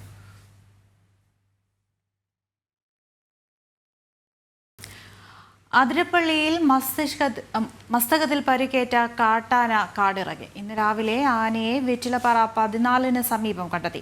ദൗത്യസംഘത്തിന്റെ തിരച്ചിലിനിടെ ബുധനാഴ്ച ഉച്ചയോടെയാണ് ആന കാടിറങ്ങിയത്. വിവരങ്ങളുമായി തൃശ്ശൂരിൽ നിന്ന് ആനന്ദ് പുതൂർ ചേരുന്നുണ്ട്. ആനന്ദ്, ഇനി ആന കാടിറങ്ങിയിരിക്കുന്നു. ഇന്നലെയാണ് ആന കാട് കയറിയത്, ഇപ്പോൾ തിരിച്ചിറങ്ങിയിട്ടുണ്ട്. ഇന്ന് മയക്കുവെടി വയ്ക്കാനുള്ള സാധ്യതയുണ്ടോ? തീർച്ചയായിട്ടും വളരെ ആശ്വാസകരമായിട്ടുള്ള ഒരു വാർത്തയാണ്. കഴിഞ്ഞ 2 ദിവസത്തെ കാത്തിരിപ്പിന് ശേഷം എന്തായാലും ഈ മസ്തകത്തിന് പരിക്കേറ്റ കൊമ്പൻ കാടിറങ്ങിയിരിക്കുകയാണ്. അല്പസമയം മുമ്പാണ് കൊമ്പൻ കാടിറങ്ങിയിട്ടുള്ളത്. വെറ്റിലപ്പാറ 14 ഈ പുഴയുടെ തീരത്തോട് ചേർന്നാണ് കൊമ്പൻ കാടിറങ്ങിയിട്ടുള്ളത്. നമുക്കറിയാം, കഴിഞ്ഞ 2 ദിവസം മുമ്പ് ഇത്തരത്തിൽ ആനയെ അതേ പരിസരത്ത് വെച്ച് കണ്ടിരുന്നു. തുടർന്ന് ഈ വനവകുപ്പ് സംഘവും അതുപോലെ തന്നെ ഡോക്ടർ അരുൺ സക്രി നേതൃത്വത്തിലുള്ള സംഘവും മയക്കുവെടി വെക്കുന്നതിനുള്ള എല്ലാ സന്നാഹങ്ങളുമായി എത്തി പടക്കം പൊട്ടിച്ച് ആനയെ ഉൾക്കാട്ടിലേക്ക് കയറ്റിയതോടുകൂടി തന്നെയാണ് ആന ഉൾക്കാട്ടിലേക്ക് വലിയുന്ന ഒരു സാഹചര്യം ഉണ്ടായത്. തുടർന്ന് നിരവധി മണിക്കൂറുകൾ, ഏതാണ്ട് 40ഓളം മണിക്കൂറുകൾ തുടർച്ചയായി ആനയ്ക്ക് വേണ്ടിയുള്ള തിരച്ചിലുകൾ തുടർന്നു. പക്ഷെ ആന ഉൾക്കാട്ടിലേക്ക് വലിയുന്ന ഒരു സാഹചര്യമാണ് ഉണ്ടായിരുന്നത്. എന്തായാലും ആന ഇപ്പോൾ കാടിറങ്ങി പുഴയുടെ സമീപത്തേക്ക് എത്തിയിരിക്കുകയാണ്. സ്വാഭാവികവും നേരത്തെ പറഞ്ഞ പോലെ തന്നെ ഈ പുഴയുടെ സമീപത്ത് വെച്ചുകൊണ്ട് അത്തരത്തിൽ വെടിവെക്കുന്നത് ആ തലത്തിലേക്ക് റിസ്ക് ഉണ്ട്. അതുകൊണ്ട് തന്നെ ആനയെ പടക്കം പൊട്ടിച്ച് കാട്ടിലേക്ക് കയറ്റാൻ തന്നെയായിരിക്കും തീരുമാനം. അവിടെ വെച്ചുകൊണ്ട് അനുകൂലമായിട്ടുള്ള ഒരു ഭൂപ്രകൃതിയിൽ പടക്കം പൊട്ടിക്കാനായിരിക്കും, മയക്കുവെടി വെക്കാനായിരിക്കും തീരുമാനം. എന്തായാലും ആനയെ ഇപ്പോൾ നിരീക്ഷിച്ചുകൊണ്ടിരിക്കുകയാണ്. വളരെ ആശ്വാസകരമായിട്ടുള്ള ഒരു വാർത്ത, കഴിഞ്ഞ 40ഓളം മണിക്കൂറുകളായി ആനയെ കണ്ടെത്താൻ സാധിച്ചിരുന്നില്ല. പക്ഷെ ഇപ്പോൾ ആന എന്തായാലും ഇറങ്ങി വന്നിരിക്കുന്നു, വെള്ളം കുടിക്കാൻ വേണ്ടി വന്നതാണ് എന്നാണ് നിഗമനം. എന്തായാലും ആനയെ ഇപ്പോൾ അരുൺ സക്രി നേതൃത്വത്തിലുള്ള സംഘവും നിരീക്ഷിച്ചുകൊണ്ടിരിക്കുകയാണ്. ഇന്ന് തന്നെ ആനയെ പിടികൂടി മയക്കുവെടി വെച്ച് തുടർ ചികിത്സ ആരംഭിക്കാനാണ് തീരുമാനം. ഈ ആനയെ എങ്ങനെ പിടിക്കാനാണ് വനംവകുപ്പ് നീക്കം നടത്തുന്നത്? പ്രത്യേകിച്ച് മയക്കുവെടി വെക്കുക എന്നുള്ളത് വളരെ വേദനാജനകമായ ഒരു സംഭവം തന്നെയാണ്. ഒന്നാമത് അതിന് മസ്തകത്തിൽ പരിക്കുണ്ട്, പിന്നെ മയക്കുവെടി കൂടി വെച്ചാൽ അതിൻ്റെ ആരോഗ്യനില ഏത് നിലയിലാകും എന്നുള്ളത് വളരെ ആശങ്കാജനകം തന്നെയല്ലേ. അതുകൊണ്ട് മയക്കുവെടി വെച്ച് ആനയെ പിടിക്കുക എന്നുള്ളൊരു നിഗമനത്തിലേക്ക് വനംവകുപ്പ് എത്തിയിട്ടുണ്ടോ? വിനോദ്, തീർച്ചയായിട്ടും അതായത് മറ്റു വഴികൾ നമുക്ക് മുന്നിലില്ല എന്നുള്ളതാണ് ഒരു യാഥാർത്ഥ്യം. അതായത് ആന അവശ നിലയിലാണ്. ഓരോ ദിവസം കഴിയുന്നതോറും ആനയുടെ ആരോഗ്യസ്ഥിതി വഷളായിക്കൊണ്ടിരിക്കുകയാണ്. ആനയുടെ നിലവിലെ ആരോഗ്യസ്ഥിതി അനുസരിച്ച് ആ തലത്തിലേക്കുള്ള ഡോസ് ആയിരിക്കും തീർച്ചയായിട്ടും മയക്കുവെടി വഴി ഉപയോഗിക്കുക. എന്നാലും മയക്കുവെടി വെക്കാതെ ആനയെ ചികിത്സിക്കാൻ സാധിക്കില്ല എന്നുള്ള ഒരു നിഗമനത്തിൽ തന്നെയാണ് ഈ സംഘം എത്തിയിട്ടുള്ളത്. അതുകൊണ്ട് തന്നെ ഈ ഡോസിൽ കാര്യമായിട്ടുള്ള ഒരു കുറവ് വന്നേക്കാം. ആനയുടെ നിലവിലെ ആരോഗ്യസ്ഥിതി അനുസരിച്ചുകൊണ്ടുള്ള മരുന്ന് തന്നെയായിരിക്കും ഉപയോഗിക്കുന്നത്. എന്തായാലും ആനയെ അതിനനുകൂലമായിട്ടുള്ള ഏറ്റവും അനുകൂലമായിട്ടുള്ള ഒരു ഭൂപ്രകൃതിയിലേക്ക് ഓടിക്കേണ്ടതുണ്ട്.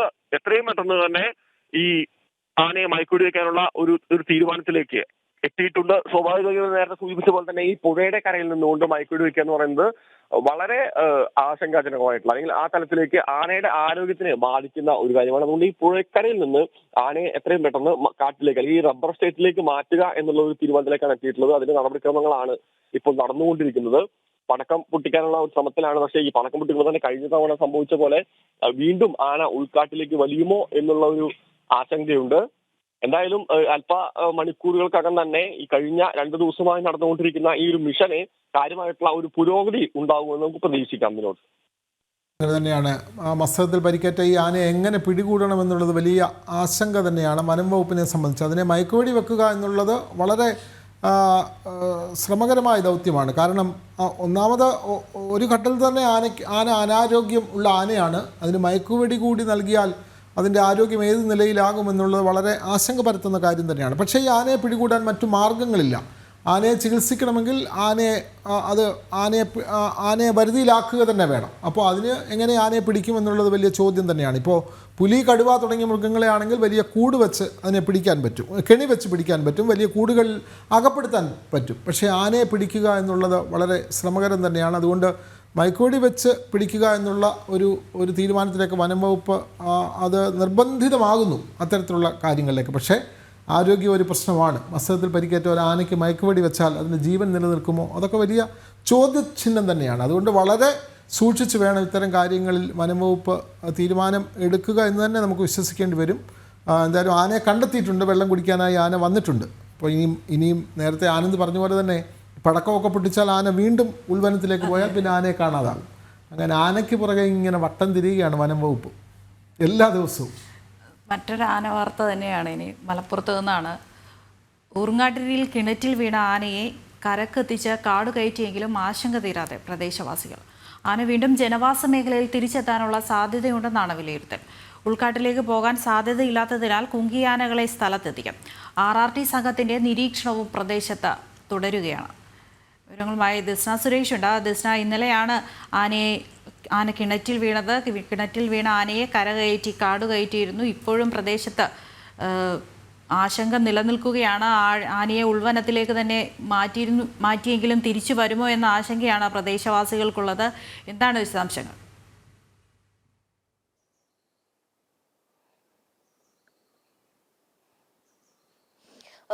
തീർച്ചയായും സൂചിപ്പിച്ചതുപോലെ തന്നെ ഉൾവനത്തിലേക്ക് ഈ ആനയെ നമ്മൾ കണ്ടതാണ്. 20 മണിക്കൂർ നീണ്ട ആ ഒരു ദൗത്യത്തിനൊടുവിൽ ഉൾവനത്തിലേക്ക് ആനയെ കയറ്റിയെങ്കിലും ഇവിടുത്തെ ആളുകൾ പറയുന്ന ഒരു ആശങ്ക എന്ന് പറയുന്നത് പ്രധാനമായും മുകളിലേക്ക് വലിയൊരു ഉൾവനമല്ല ഉള്ളത്. ആന ചിലപ്പോൾ പുറത്തേക്ക്, അതായത് തിരിച്ച് ജനവാസ മേഖലയിലേക്ക് തന്നെ കയറി വരുവാനുള്ള ഒരു സാധ്യതയുണ്ട് എന്ന് തന്നെയാണ് ഇവിടുത്തെ ആളുകൾ പറയുന്നത്. ഇന്നലെ നമുക്കറിയാം 20 മണിക്കൂറായി ഈ ആന നമ്മൾ ഈ ദൃശ്യങ്ങളിൽ കാണുന്ന കിണറ്റിലായിരുന്നു. അവിടെ നിന്നൊരു കീറി മണ്ണുമാന്ത്രി യന്ത്രം ഉപയോഗിച്ച് ഒരു വഴിയൊരുക്കിയാണ് ഈ ആനയെ ഈ കിണറ്റിൽ നിന്നും പുറത്തേക്ക് എത്തിക്കുന്നത്. 4-5 തവണ പരിഭ്രാന്തനായി ഈ ആന പുറത്തിറങ്ങാനൊക്കെ ശ്രമിച്ചിരുന്നുവെങ്കിലും ഇറങ്ങാൻ കഴിയാത്തൊരവസ്ഥയായിരുന്നു. പിന്നീട് അതിനുള്ള എല്ലാ വഴികളും ഒരുക്കിയപ്പോൾ ആന പുറത്തേക്ക് ഇറങ്ങി മുകളിലേക്ക് പോകുന്ന ഒരു ദൃശ്യം തന്നെയാണ് നമ്മൾ കണ്ടത്. പക്ഷേ നമുക്കറിയാം, നീണ്ട ചർച്ചകൾക്കൊടുവിലാണ് ഇത്തരത്തിൽ നാട്ടുകാർ ആനയെ പുറത്തേക്ക് ഇറങ്ങി വനത്തിലേക്ക് വിടുവാൻ സമ്മതിക്കുന്ന ഒരു കാര്യമുണ്ടായത്. അതിൽ അവർ 4 നിർദ്ദേശങ്ങൾ അല്ലെങ്കിൽ മാനദണ്ഡങ്ങൾ വെച്ചിരുന്നു. അതിൽ ഒന്നാമത്തത് എന്നത് ഈ ഉൾവനത്തിലേക്ക് ഈ ആന കയറിയിട്ടുണ്ടോ എന്ന് ഉറപ്പിക്കണം എന്നൊരു കാര്യം അവർ വളരെ വ്യക്തമായി തന്നെ പറഞ്ഞിട്ടുണ്ട്. അത് പറയുവാനുള്ള കാരണം എന്ന് പറയുന്നത് പ്രധാനമായും നാട്ടുകാരുടെ ഇടയിലുള്ള ഒരു ആശങ്ക എന്ന് പറയുന്നത് അത്ര വലിയൊരു ഉൾവനമല്ല ഇവിടെയുള്ളത്. ജനവാസ മേഖലയിലേക്ക് പലതവണ ഇറങ്ങിയ ആനയാണ് ഇന്നലെ നമ്മൾ കണ്ടത്. അതുകൊണ്ട് തന്നെ വീണ്ടും ഈ ആന തിരിച്ചു വരുവാനുള്ള ഒരു സാധ്യതയുണ്ട് എന്നതാണ്. അതുകൊണ്ട് തന്നെ പുറത്തു നിന്ന് കുങ്കി ആനകളെ ഉപയോഗിച്ച് ഇതിനെ സോളാർ ഫെൻസിംഗ് ഉള്ള വലിയൊരു ഉൾവനത്തിലേക്ക് കയറ്റി വിടണം എന്നൊരു ആവശ്യം തന്നെയാണ് ഇവർ പ്രധാനമായും ഉന്നയിച്ചിട്ടുള്ളത്. അതുകൊണ്ട് തന്നെ ഇന്ന് കുങ്കിയാനകളെ ഉപയോഗിച്ച് വനം വകുപ്പ് ഈ ഉൾവനത്തിൽ, അതായത് ഈ ആന കയറിപ്പോയ സ്ഥലങ്ങളിലൊക്കെ തന്നെയും നിരീക്ഷണം നടത്തുമെന്ന് തന്നെയാണ് നമുക്ക് അറിയാൻ സാധിച്ചിരിക്കുന്നത്. അത്തരത്തിൽ ഇത് ഉൾവനത്തിലേക്ക് കയറി പോകാതെ ഈ കാടുകളിൽ എവിടെയെങ്കിലും തങ്ങി നിൽക്കുന്നുണ്ടെങ്കിൽ ഈ കുങ്കിയാനകളെ ഉപയോഗിച്ച് ഈ ആനയെ കാട് കയറ്റുവാനുള്ള ഒരു തീരുമാനത്തിലാണ് വനം വകുപ്പ് ഇപ്പോൾ എത്തി നിൽക്കുന്നത്. നമ്മൾ ദൃശ്യങ്ങളിൽ നിന്ന് കണ്ടതാണ്. ഇതാണ് ആ സണ്ണി എന്ന ആ ഉടമസ്ഥതയുടെ പേരിലുള്ള കിണർ. ഈ കിണറിലാണ് ആന വീണത്. 20 മണിക്കൂറോളം ഈ ആന ഈ കിണറ്റിൽ ഉണ്ടായിരുന്നു എന്നത് തന്നെയാണ് എടുത്തു പറയേണ്ടത്. രണ്ടാമതായി ഇവർ മുന്നോട്ട് വെച്ചത് ഫെൻസിംഗ് സംവിധാനങ്ങൾ ഉറപ്പുവരുത്തുക എന്നതാണ്. അതിനായി ഇന്ന് മലപ്പുറം സബ് കളക്ടറേറ്റിൽ കളക്ടറുടെ നേതൃത്വത്തിൽ രാഷ്ട്രീയ പ്രതിനിധികളും ജനപ്രതിനിധികളും ഒക്കെ ചേർന്ന് ഒരു യോഗം ചേരുന്നുണ്ട്. അതിൽ ഫെൻസിംഗ് ഉൾപ്പെടെയുള്ള നിർദ്ദേശങ്ങൾ, അതുമായി ബന്ധപ്പെട്ട മാർഗരേഖകളൊക്കെ തന്നെയും ഇവർ മുന്നോട്ട് വയ്ക്കും. 1 കോടിയിലധികം രൂപയാണ് ഇവർ പ്രധാനമായും ഫണ്ടായി പറയുന്നത്. അത് ഡിസാസ്റ്റർ മാനേജ്മെന്റിന്റെ ഫണ്ടിൽ നിന്നും നൽകുമെന്ന് തന്നെയാണ് ഇന്നലെ ഭരണകൂടം നൽകിയ ഉറപ്പ് എന്ന് നമുക്കറിയാൻ സാധിക്കുന്നത്. കൂടാതെ തന്നെ മറ്റൊരു നിർദ്ദേശം എന്ന് പറയുന്നത് ഈ ആന തന്നെ പലതവണ ഈ കാർഷിക സ്ഥലങ്ങളിലേക്ക് ഇറങ്ങുകയും കൃഷി ഉൾപ്പെടെയുള്ള കാര്യങ്ങൾ നശിപ്പിക്കുകയും ചെയ്തിട്ടുണ്ട്. അപ്പോൾ ഈ കാർഷിക വിളകളുടെ ഒക്കെ തന്നെയും നഷ്ടപരിഹാരം ഉൾപ്പെടെയുള്ള കാര്യങ്ങൾ ഇന്ന് ചർച്ച ചെയ്യുമെന്ന് തന്നെയാണ് നമുക്ക് അറിയാൻ സാധിച്ചിരിക്കുന്നത്. 20 മണിക്കൂറിന് ശേഷം ഊർങ്ങാട്ടേരിക്ക് ഇന്നലെ ആശ്വാസത്തിന്റെ നിമിഷം തന്നെയായിരുന്നു. കാരണം ഏറെ നാളുകളായി മുന്നിലുണ്ടായിരുന്ന പ്രതിസന്ധിക്ക് ശാശ്വതമായെങ്കിലും ചില പരിഹാരങ്ങൾ ഉണ്ടായിരുന്നു എന്നതാണ് നമുക്ക് ദൃശ്യങ്ങളിൽ നിന്ന് വ്യക്തമാണ്. വലിയൊരു ഉൾവനം എന്ന് ഇതിനെ പറയാൻ സാധിക്കുമോ എന്നുള്ളതാണ്. അത് തന്നെയാണ് ഇവിടെ വർഷങ്ങളായി താമസിക്കുന്ന ആളുകളും പറയുന്നത്. കാരണം ഉൾവനം എന്ന് ഇതിനെ ഒരിക്കലും പറയുവാൻ സാധിക്കില്ല. അപ്പൊ അത്തരത്തിലൊരു ആശങ്ക, ഭീതി ഒഴിയാതെ തന്നെയാണ് ഊർക്കാട്ടേരിക്കാർ ഇന്നും താമസിക്കുന്നത്. കാരണം അവർ പറയുന്നത് അത്തരത്തിൽ കയറിപ്പോയ ആന പല തവണ ഇവിടെ തിരിച്ചു വരുന്നൊരു സാഹചര്യം ഉണ്ടായിരുന്നു. അതുകൊണ്ട് തന്നെ അവർക്ക് സുരക്ഷിതമായ, അല്ലെങ്കിൽ ഏറ്റവും സുരക്ഷിതമായി തോന്നുന്ന സംവിധാനങ്ങൾ ഉപയോഗിച്ച് ഈ ആനയെ ഉൾവനത്തിലേക്ക്, അതായത് സോളാർ ഫെൻസിംഗ് ഉൾപ്പെടെയുള്ള സംവിധാനങ്ങൾ ഉപയോഗിച്ച് ഉൾവനത്തിലേക്ക് കയറ്റണം എന്നൊരു കാര്യം തന്നെയാണ് ഇവർ പറയുന്നത്. അതുകൊണ്ട് തന്നെ ഇന്ന് കുങ്കി ആനകളെ എത്തിക്കും എന്ന് തന്നെയാണ് വനം വകുപ്പിന്റെ ഭാഗത്തു നിന്ന് നമുക്ക് അറിയാൻ സാധിച്ചിരിക്കുന്നത്. കുങ്കി ആനകളെ ഈ പരിസര പ്രദേശങ്ങളിലായി എത്തിച്ചിട്ടുണ്ട് എന്നൊരു വിവരവും നമുക്ക് ലഭ്യമായിട്ടുണ്ട്. എന്തായാലും അല്പസമയത്തിനകം മാത്രമാണ് എന്താണ് വനം വകുപ്പ് എടുക്കുന്ന നടപടി എന്ന് നമുക്ക് അറിയാൻ സാധിക്കൂ. അത്തരത്തിൽ ജനങ്ങൾക്ക് കൊടുത്തൊരു ഉറപ്പാണ് ഈ വനം വകുപ്പ് കുങ്കി ആനകളെ ഇവിടെ എത്തിക്കുകയും ഈ ഉൾവനത്തിലേക്ക് കുങ്കി ആനകളെ കയറ്റിയതിനു ശേഷം അതായത് ഈ വനം വകുപ്പ് ഇന്നലെ രാത്രി കയറ്റിവിട്ട ആന അവിടെ എവിടെയെങ്കിലും നിൽക്കുന്നുണ്ടോ എന്ന് നിരീക്ഷിക്കും. അത്തരത്തിൽ നിൽക്കുന്നുണ്ടെങ്കിൽ കുങ്കി ആനകളെ ഉപയോഗിച്ച് ഫെൻസിംഗ് ഉള്ള ഉൾവനത്തിലേക്ക് കയറ്റിവിടുമെന്ന് ഇവിടുത്തെ സാധാരണക്കാരായ ജനങ്ങൾക്ക് നൽകിയ വാക്കാണ്. അതുകൊണ്ട് തന്നെ വനം വകുപ്പ് കുങ്കിയാനകളെ ഉപയോഗിച്ച് ഇന്ന് ഉൾവനത്തിലേക്ക് കയറി പരിശോധന നടത്തുമെന്നൊരു വിവരം തന്നെയാണ് നമുക്കറിയാൻ സാധിച്ചിരിക്കുന്നത്. നമ്മൾ കണ്ടതാണ് കുത്തിയിരുന്നൊക്കെ പ്രതിഷേധിക്കുന്ന സാധാരണക്കാരായ ജനങ്ങളെ നമ്മൾ കണ്ടതാണ്. അവർ പറയുന്നത് അവരുടെ ഉപജീവന മാർഗം എന്ന് പറയുന്നത് കാർഷിക വൃത്തിയാണ്. ആ കാർഷിക വൃത്തി അല്ലെങ്കിൽ ഇത്തരത്തിൽ കൃഷിയൊക്കെ നശിപ്പിക്കുന്നു, അതോടൊപ്പം തന്നെ ജീവന് ഭീഷണിയാവുന്നു. അത്തരത്തിൽ ജീവന് ഭീഷണിയാവുമ്പോൾ മാത്രം ഇത്തരത്തിൽ ഭരണകൂടങ്ങളും ഉന്നതാധികാരികളും സ്ഥലത്തെത്തുന്നു, അവർക്ക് നഷ്ടപരിഹാരം ഉൾപ്പെടെയുള്ള കാര്യങ്ങൾ പറയുന്നു. പക്ഷേ തങ്ങൾ ഇവിടെ ജീവിക്കുന്നത് തങ്ങളുടെ ജീവൻ വെച്ചാണ് എന്നൊരു കാര്യം തന്നെയാണ് അവിടുത്തെ ആളുകൾ ഇന്നലെ വ്യക്തമാക്കിയിട്ടുള്ളത്. അതുകൊണ്ട് തന്നെ വലിയൊരു രീതിയിലുള്ള പ്രതിഷേധം തന്നെയായിരുന്നു ഈ പ്രദേശത്ത് ഉണ്ടായിരുന്നത്. കുറേയേറെ ചർച്ചകൾ നടക്കുന്നു. ആ ചർച്ചകളിൽ ഒന്നും തന്നെ തീരുമാനമായിരുന്നില്ല. പിന്നീട് നിരോധനാജ്ഞ പ്രഖ്യാപിക്കുന്നു, ഒത്തുചേരൽ, കൂട്ടം കൂടൽ എന്നിവയൊക്കെ തന്നെയും കർശനമായി നിരോധിക്കുന്നു. പിന്നീട് നടന്ന ചർച്ചയിലാണ് അവർ മുന്നോട്ട് വെച്ച ഈ കർശനമായ 4 നിർദ്ദേശങ്ങൾ പാലിക്കുകയും അതിൽ പ്രധാനമായും കുങ്കിയാനകളെ ഉപയോഗിച്ച് ഉൾവനത്തിലേക്ക് ആനയെ അയക്കണമെന്നൊരു നിർദ്ദേശമുണ്ട്, ഫെൻസിംഗ് സംവിധാനം നടപ്പിലാക്കണമെന്ന നിർദ്ദേശമുണ്ട്, കാർഷിക വിളകൾക്ക് നഷ്ടപരിഹാരം നൽകണമെന്നൊരു നിർദ്ദേശം. അത്തരത്തിലുള്ള നിർദ്ദേശങ്ങളെല്ലാം അംഗീകരിക്കപ്പെട്ട ഒരു സാഹചര്യത്തിലാണ് ഈ ആനയെ കിണറ്റിൽ നിന്നും കരകയറ്റി വനത്തിലേക്ക് പറഞ്ഞുവിടാൻ ഇവിടുത്തെ ആളുകൾ തയ്യാറായത് എന്നത് തന്നെയാണ് ഏറെ സവിശേഷമായി എടുത്തു പറയേണ്ടത്. എന്തായാലും ഇന്ന് കുങ്കിയാനകളെ ഇവിടെ എത്തിക്കും എന്നൊരു വിവരം തന്നെയാണ് നിലവിൽ നമുക്ക് വനം വകുപ്പ് അധികൃതരുടെ ഭാഗത്ത് നിന്ന് ലഭ്യമായിട്ടുള്ളത്. 20 മണിക്കൂറിന് ശേഷം ഓർക്കാട്ടേരിക്ക് ഇന്നലെ ആശ്വാസത്തിന്റെ നിമിഷങ്ങളൊക്കെ തന്നെയും നമ്മൾ കണ്ടതാണ്. ഒരു സമയം നോക്കുമ്പോൾ 20 മണിക്കൂറിലധികം അകത്തു കിടന്ന ആനയുടെ ആരോഗ്യസ്ഥിതി ആദ്യഘട്ടത്തിൽ വളരെ മോശമായിരുന്നു. പിന്നീട് ഈ ആനയ്ക്ക് 4-5 തവണ അത് പുറത്തേക്ക് വരുവാൻ ശ്രമിച്ചെങ്കിലും വീണ്ടും കിണറ്റിനുള്ളിലേക്ക് പോകുന്ന ഒരു സാഹചര്യം കണ്ടു. പിന്നീട് പുറത്തിറങ്ങി ചെറിയ രീതിയിൽ ആരോഗ്യസ്ഥിതി മോശമായിരുന്നെങ്കിലും അത് ഉൾവനത്തിലേക്ക് കയറി പോകുന്ന ഒരു സാഹചര്യമൊക്കെ തന്നെ നമ്മൾ കണ്ടു. പടക്കം പൊട്ടിച്ചൊക്കെയാണ് ഉൾവനത്തിലേക്ക് കയറ്റിയത്. പിന്നീട് RRT സംഘമൊക്കെ അതിന് പുറകിലൂടെ പോവുകയും ഈ ആന വനത്തിലേക്ക് കയറിയോ എന്ന് നിരീക്ഷിക്കുകയും ചെയ്തു. അവിടെ അപ്പോൾ ഈ ഉൾവനത്തിലേക്ക് ആന കയറി പോയിട്ടില്ല എന്നുള്ളതാണോ ജനങ്ങളുടെ ഒരു ആശങ്ക? ഇന്നലെ നമ്മൾ കണ്ടത് ദൃശ്യം തന്നെയാണ് റിപ്പോർട്ട് ചെയ്തത്. ഇന്നലെ രാത്രിയിലും ആന തത്സമയം കിണറ്റിൽ നിന്ന് കയറുന്ന ദൃശ്യങ്ങളടക്കം നമുക്ക് കൊടുക്കാൻ സാധിച്ചു. രാത്രി 10 മണിയോടെയാണ് 20 മണിക്കൂറോളം കിണറ്റിലകപ്പെട്ട ആനയെ വനം വകുപ്പ് 60 അംഗ പ്രത്യേക ടീമിനെ ഒരുക്കി പ്രത്യേകമായി മണ്ണുമാന്തി യന്ത്രമൊക്കെ കൊണ്ടുവന്ന് ഈ കിണറിൻ്റെ വശങ്ങളൊക്കെ ഇടിച്ച് ആന കരകയറുന്നത് നമ്മൾ തത്സമയം നമുക്ക് കൊടുക്കാൻ കഴിഞ്ഞു. അതും ദിസ്നയാണ് അത് കൃത്യമായി റിപ്പോർട്ട് നൽകിയത്. ദിസ്ന തന്നെയാണ് അതിൻ്റെ ബാക്കി രാവിലെയും പറഞ്ഞുകൊണ്ടിരിക്കുന്നത്. അപ്പോൾ ആളുകളുടെ ആശങ്ക എന്താണ് ദിസ്ന? അവിടെ ആന ഉൾവനത്തിലേക്ക് പോയിട്ടില്ല, വീണ്ടും ആന തിരികെ എത്തും എന്നുള്ള ഭയപ്പാടാണോ നാട്ടിലുള്ളവർക്കുള്ളത്? ദിസ്ന.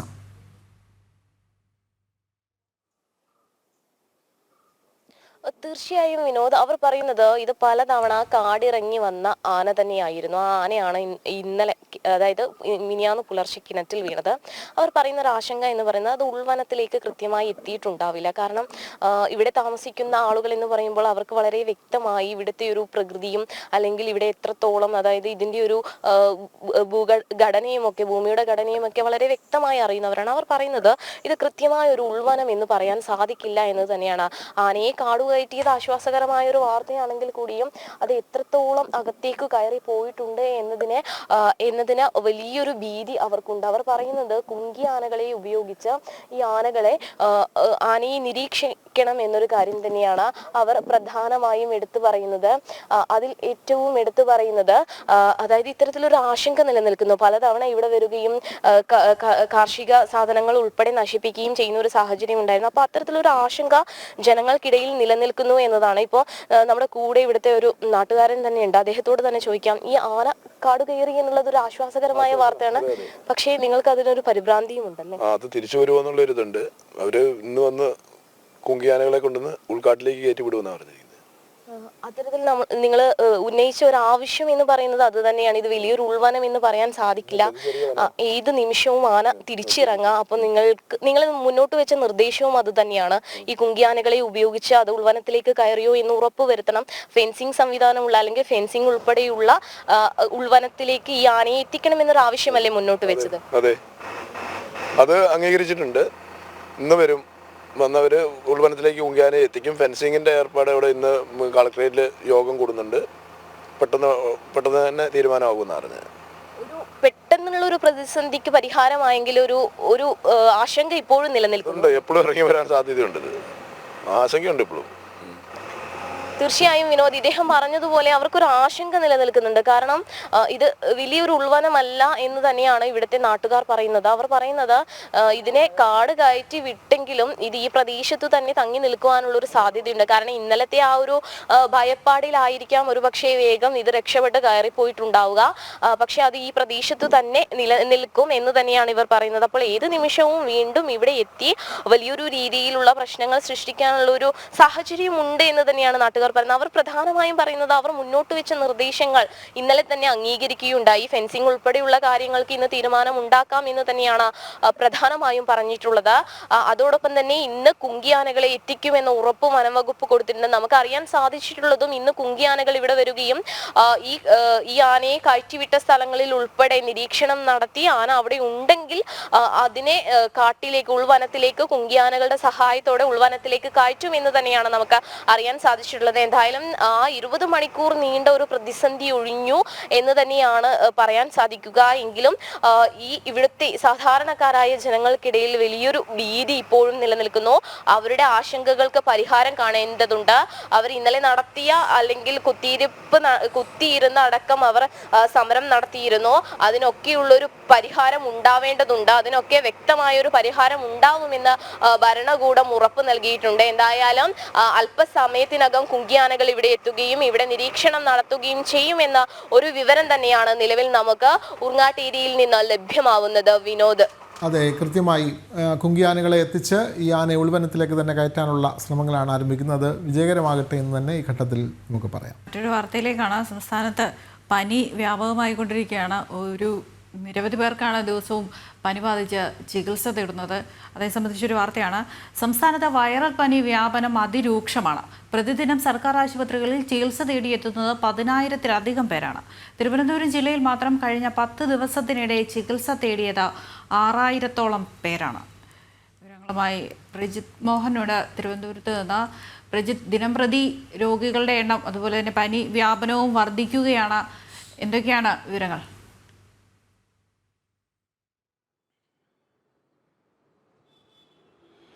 പകർച്ചവ്യാധി പടർന്നു പിടിക്കുന്നത് സംസ്ഥാനത്ത് അതിവേഗം അതിൻ്റെ ഒരു അവസ്ഥ തുടർന്നുകൊണ്ടേയിരിക്കുകയാണ്. പ്രത്യേകിച്ച് 10,000 പേരൊക്കെയാണ് ഒരു ദിവസം നമ്മുടെ സംസ്ഥാനത്തെ സർക്കാർ ആശുപത്രികളിൽ ഈ പനി ബാധിച്ച് ചികിത്സ തേടിയെത്തുന്നത് എന്നുള്ളതാണ്. അതിൽ തിരുവനന്തപുരം ജില്ലയിലാണ് ഏറ്റവും കൂടുതൽ പനി ബാധിതരുള്ളത്.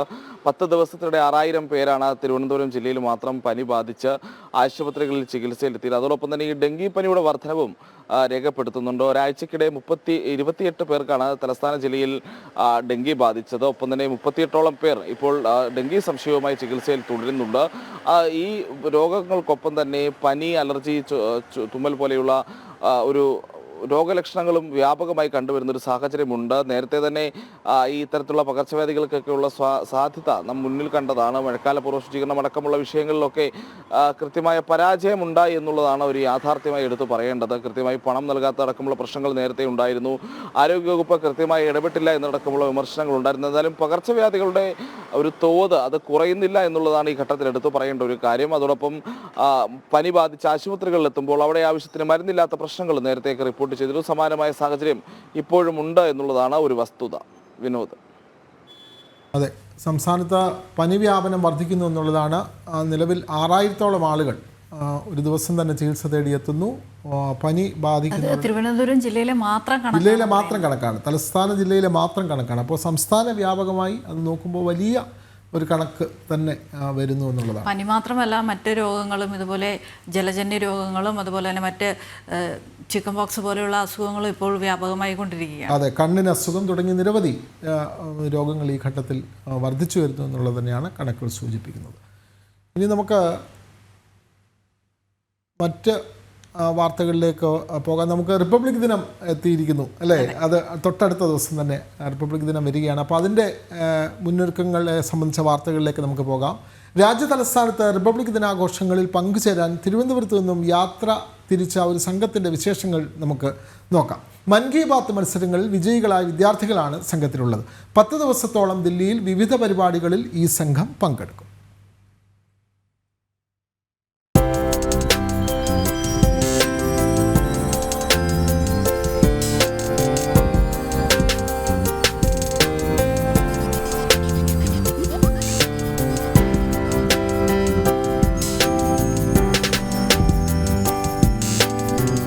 പ്രധാനമന്ത്രിയുടെ മൻ കി ബാത് പ്രഭാഷണ പരമ്പരയെ അടിസ്ഥാനപ്പെടുത്തിയുള്ള ക്വിസ് മത്സരങ്ങളിലും പ്രസംഗ മത്സരങ്ങളിലും വിജയികളായ 25ഓളം വിദ്യാർത്ഥികളാണ് സംഘത്തിലുള്ളത്.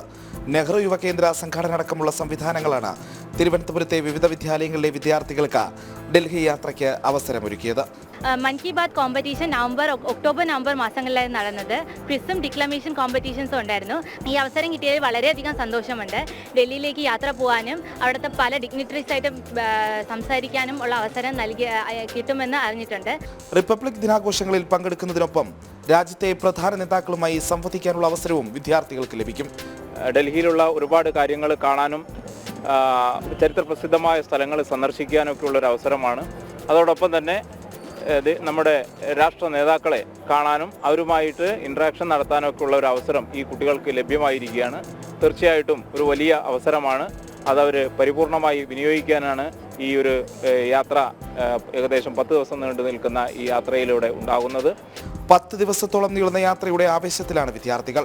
So I think that it's the survival of the fittest. So അതുകൊണ്ട് ഞാൻ ഈ യാത്രക്കിടയിൽ തന്നെ എന്നെ കൊണ്ടാവുന്ന വിധം എൻ്റെ മാക്സിമം പൊട്ടൻഷ്യൽ ഞാൻ കാഴ്ചവെക്കുമെന്ന് ഞാൻ വിശ്വസിക്കുന്നു. So I am very excited about this journey. ഞങ്ങളിപ്പോൾ ഡൽഹിയിലേക്ക് പുറപ്പെടുകയാണ്. ഞങ്ങൾക്ക് മോദിജിയുമായിട്ടും മറ്റ് മന്ത്രിമാരുമായിട്ടും സംവദിക്കാനും 2 ആഴ്ച ഡൽഹിയിലും ആഗ്രയിലും ഒക്കെ ആയിട്ട് അടിച്ചു പൊളിക്കാനൊരു ചാൻസ് കിട്ടിയിട്ടുണ്ട്. അപ്പോൾ ഞങ്ങൾ അങ്ങോട്ടേക്ക് പോവുകയാണ്, തകർക്കാൻ പോവുകയാണ്. രാജ്യതലസ്ഥാനത്തെ വിവിധ ചരിത്ര സ്മാരകങ്ങളിൽ സന്ദർശനം നടത്താനും ഇതര സംസ്ഥാനങ്ങളിലെ വിദ്യാർത്ഥികളുമായി അടുത്തിടപഴകാനുള്ള അവസരവും സംഘത്തിന് ലഭിക്കും. ജനം, തിരുവനന്തപുരം. കുട്ടികൾക്ക് വലിയ അവസരം തന്നെയാണ് ലഭിക്കുന്നത്. മൻ കി ബാത്തിന്റെ ഭാഗമായി കുട്ടികൾക്ക് പ്രശ്നോത്തര മത്സരങ്ങൾ നടത്തുന്നു. അതെ, അതിൽ വിജയിക്കുന്ന കുട്ടികൾ, മിടുക്കരായ സമർത്ഥരായ കുട്ടികളെ ഇങ്ങനെ ഡൽഹി യാത്ര സംഘടിപ്പിക്കുകയാണ്. അവർക്ക് പാർലമെൻറ്റ് കാണാൻ, രാഷ്ട്രപതി ഭവൻ കാണാം, രാഷ്ട്രപതിയുമായി ചിലപ്പോൾ അവരുമായി സംസാരിക്കാൻ അവസരം, പ്രധാനമന്ത്രിയെ നേരിൽ കാണാനുള്ള അവസരം, പാർലമെൻറ്റ് കാണാനുള്ള അവസരം, താജ്മഹൽ നേരിട്ട് കാണാം. അങ്ങനെ ഡൽഹിയുടെ ഒരു പരിച്ഛേദം തന്നെ കാണാനുള്ള അതും സർക്കാർ ചിലവിൽ ആ കുട്ടികൾക്ക് കാണാൻ കഴിയുന്നു എന്നുള്ള വലിയ ഭാഗ്യം തന്നെയാണ്. തിരുവനന്തപുരത്ത് നിന്നാണ് ഈ യാത്രാ സംഘം ഇന്നലെ വൈകിട്ട് യാത്ര തിരിച്ചത്. അതിൻ്റെ റിപ്പോർട്ടാണ് നമ്മൾ കണ്ടത്. ഇപ്പോൾ സമയം 8 മണിയായിരിക്കുന്നു. നമുക്ക് പ്രധാന വാർത്ത ഒരിക്കൽ കൂടി. ആതിരപ്പള്ളിയിൽ പരിക്കേറ്റ ആന കാടിറങ്ങി. വെറ്റിലപ്പുഴയുടെ തീരത്ത് ആനയെ കണ്ടെത്തി. മസ്തകത്തിൽ പരിക്കേറ്റ ആനയ്ക്കൊപ്പം 3 ആനകളും. മലപ്പുറത്ത് ഉറങ്ങാട്ടേരിയിൽ കിണറ്റിൽ നിന്നും കയറ്റിയ കാട്ടാനയെ ഇന്ന് ഉൾവനത്തിലേക്ക് തുരത്തും.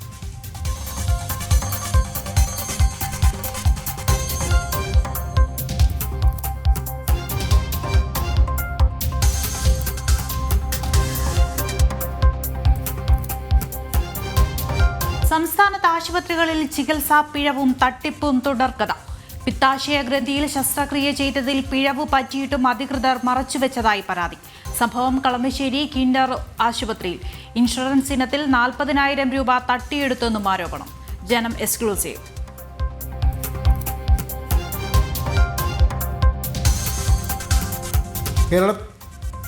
കേരളത്തിൽ ബംഗ്ലാദേശി നുഴഞ്ഞുകയറ്റക്കാർക്ക് പിന്നിൽ PFI അടക്കം നിരോധിത ഭീകര സംഘടനകൾ, ഭീകരവാദ ഗ്രൂപ്പുകളുടെ ശക്തി കേന്ദ്രങ്ങൾ, നുഴഞ്ഞുകയറ്റക്കാരുടെ സുരക്ഷിത ഒളിത്താവളങ്ങൾ. അന്വേഷണം ഊർജിതമാക്കി പോലീസും രഹസ്യാന്വേഷണ വിഭാഗവും. ജനം എക്സ്ക്ലൂസീവ്.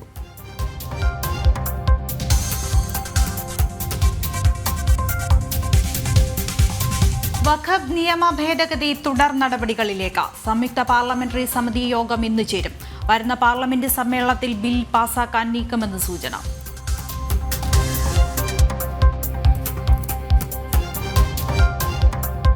സാമൂഹ്യക്ഷേമ പെൻഷൻ തട്ടിപ്പിൽ ഒളിച്ചു കളിച്ച സംസ്ഥാന സർക്കാർ. പെൻഷൻ കൈപ്പറ്റി ജീവനക്കാരുടെ കണക്കുകൾ പുറത്തുവിടുന്നില്ല, വിവരങ്ങൾ കൈമാറില്ല എന്ന RTIക്ക് മറുപടി. സർക്കാർ നീക്കം പണം അപഹരിച്ചവരെ സംരക്ഷിക്കാൻ. ജനം ബ്രേക്കിംഗ്.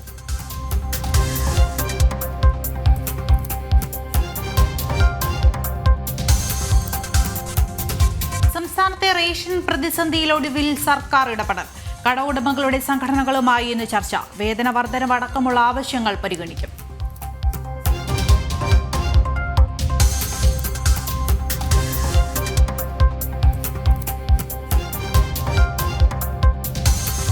അമേരിക്കയിൽ ജന്മാവകാശ പൗരത്വം നിർത്തലാക്കുന്ന ഉത്തരവിന് സ്റ്റേ. തുടർ നടപടികൾ 14 ദിവസത്തേക്ക് സ്റ്റേ ചെയ്ത ഫെഡറൽ ജഡ്ജ്. ട്രംപിന്റെ ഉത്തരവ് ഭരണഘടനാ ലംഘനമെന്ന് ജഡ്ജ് ജോൺ കോഗ്നോ. അപ്പീൽ പോകാൻ ട്രംപ്.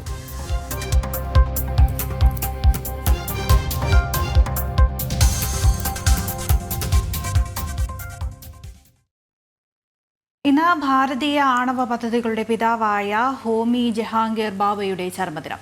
ടോംബ അറ്റോമിക് എനർജി എസ്റ്റാബ്ലിഷ്മെന്റിന്റെയും ടാറ്റ ഇൻസ്റ്റിറ്റ്യൂട്ട് ഓഫ് ഫണ്ടമെന്റൽ റിസർച്ചിന്റെയും സ്ഥാപകനായിരുന്ന മഹാശാസ്ത്രജ്ഞനായിരുന്നു ഹോമി ജെ ബാബെ. ഭാരതം പത്മഭൂഷൺ നൽകി ആദരിച്ച അദ്ദേഹത്തെ 3 തവണ ഭൗതികശാസ്ത്ര നോബൽ സമ്മാനത്തിന് പരിഗണിച്ചിരുന്നു. സമ്പന്നമായ പാഴ്സി കുടുംബത്തിൽ 1909 ഒക്ടോബർ 30-നാണ് ഹോമി ജഹാംഗീർ ബാബയുടെ ജനനം. മുംബൈ കത്തീഡ്രൽ ജോൺ കാനൺ സ്കൂളിലും കേംബ്രിഡ്ജ് സർവകലാശാലയിലുമായി വിദ്യാഭ്യാസം. റൾഫ് ലോവർ ഉൾപ്പെടെയുള്ള മികച്ച ശാസ്ത്രജ്ഞരുടെ കീഴിൽ ഗവേഷണം പൂർത്തിയാക്കി ഭാരതത്തിൽ തിരിച്ചെത്തി Bengaluru Indian institute of science ഉൾപ്പെടെയുള്ള സ്ഥാപനങ്ങളിൽ പ്രവർത്തിച്ചു.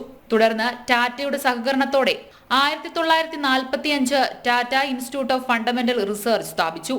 1948 ഹോമി ജെ ബാബ ആറ്റോമിക് എനർജി കമ്മീഷൻ ചെയർമാനായി നിയമിതനായി. 1954 മുംബൈക്കടുത്തുള്ള ട്രോബെയിൽ ആറ്റോമിക് എനർജി എസ്റ്റാബ്ലിഷ്മെന്റ് സ്ഥാപിക്കുന്നത്. അദ്ദേഹത്തിന്റെ മരണശേഷം സ്ഥാപനത്തിന് ബാബ അറ്റോമിക് റിസർച്ച് സെന്റർ എന്ന പേര് നൽകി.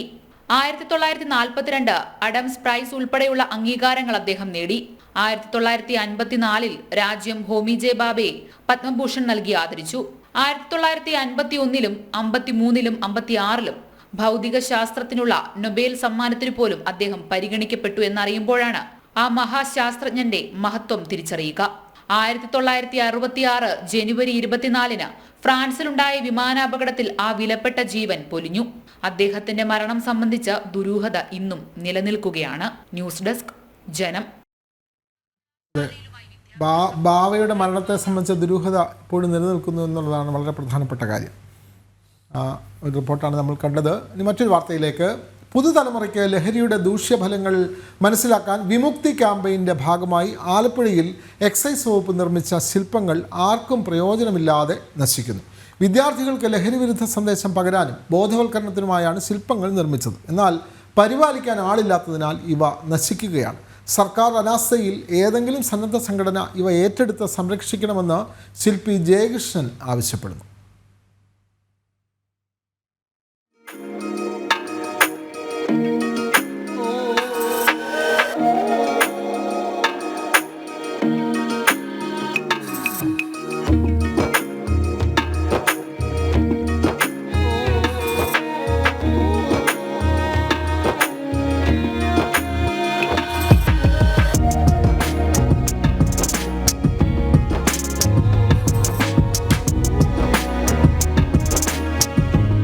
പുതുതലമുറയ്ക്ക് ലഹരിയുടെ ദൂഷ്യഫലങ്ങൾ മനസ്സിലാക്കാനും ലഹരിവിരുദ്ധ സന്ദേശങ്ങൾ പ്രചരിപ്പിക്കാനുമാണ് 2020 ആലപ്പുഴയിൽ എക്സൈസ് വകുപ്പ് ശില്പങ്ങൾ നിർമ്മിച്ചത്.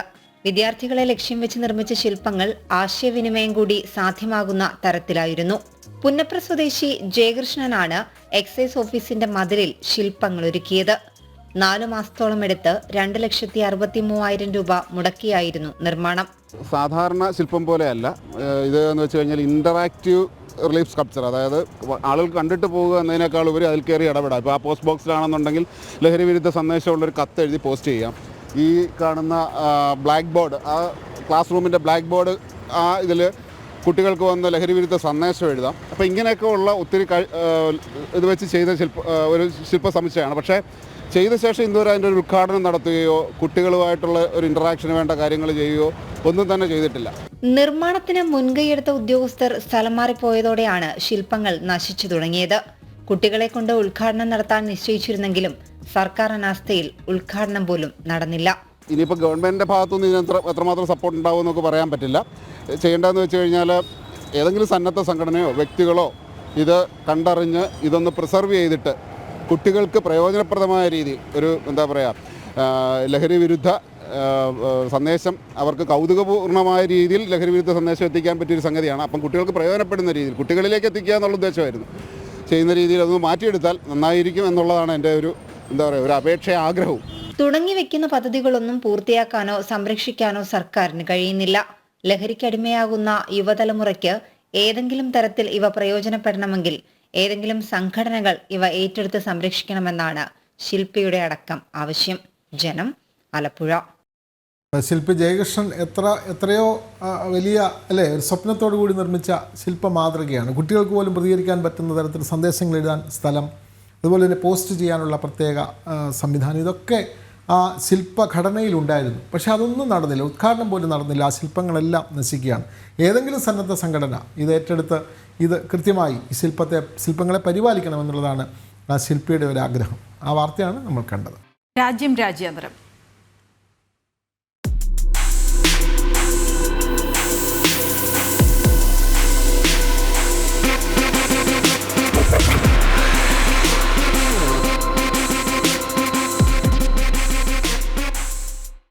വഖഫ് ഭേദഗതി ബിൽ പരിശോധിക്കുന്ന സംയുക്ത പാർലമെന്ററി സമിതിയുടെ അന്തിമ റിപ്പോർട്ട് പാർലമെന്റിന്റെ ബജറ്റ് സമ്മേളനത്തിൽ അവതരിപ്പിച്ചേക്കും. റിപ്പോർട്ടിന് അന്തിമ രൂപം നൽകുന്നതിൻ്റെ ഭാഗമായി ഇന്നും നാളെയും JPC യോഗം ചേർന്ന് ബില്ലിൻ്റെ വകുപ്പ് തിരിച്ചുള്ള പരിശോധന നടക്കും. വിവരങ്ങളുമായി S. നന്ദഗോപൻ ചേരുന്നു. നന്ദഗോപൻ, നമുക്കറിയാം വഖഫ് ഭേദഗതി നിയമം അത് കാലത്തിൻ്റെ ആവശ്യമാണ്. നിലവിൽ വഖഫ് കയ്യേറ്റം കേരളത്തിലടക്കം പല സംസ്ഥാനങ്ങളിൽ നടന്നുകൊണ്ടിരിക്കുന്നു. പാരമ്പര്യമായി ലഭിച്ച ഭൂമി പോലും വഖഫ് കയ്യേറുന്ന സാഹചര്യം. അതിൽ ആരാധനാലയങ്ങളുണ്ട്, അവരുടെ സ്വന്തം വീടുകളുണ്ട്, അവരുടെ കൃഷിഭൂമികളുണ്ട്. ഇതെല്ലാം വഖഫ് കയ്യേറുന്ന ഒരു നിയമവ്യവസ്ഥയാണ് നിലനിൽക്കുന്നത്. ഇതിന് ആവശ്യമായ ഭേദഗതി വരുത്തുന്ന ഒരു ബിൽ ബജറ്റ് സമ്മേളനത്തിൽ വരും എന്ന് തന്നെയാണോ കരുതേണ്ടത്, നന്ദഗോപൻ?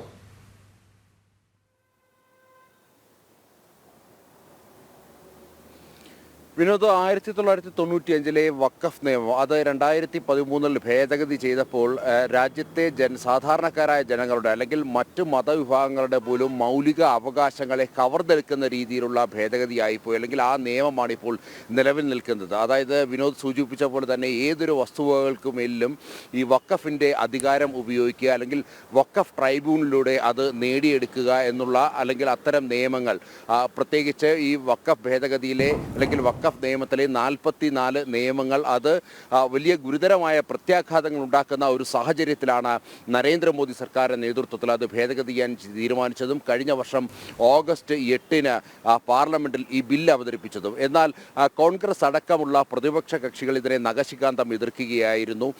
ഇത് മുസ്ലിം മതത്തിന് മേലുള്ള അല്ലെങ്കിൽ മുസ്ലിം മതവിഭാഗത്തിന് മേലുള്ള കേന്ദ്ര സർക്കാരിൻ്റെ കയ്യേറ്റമാണ് അല്ലെങ്കിൽ കടന്നുകയറ്റമാണ് എന്നുള്ളതായിരുന്നു പ്രധാനമായും പ്രതിപക്ഷം അടക്കം ആരോപിച്ചത്.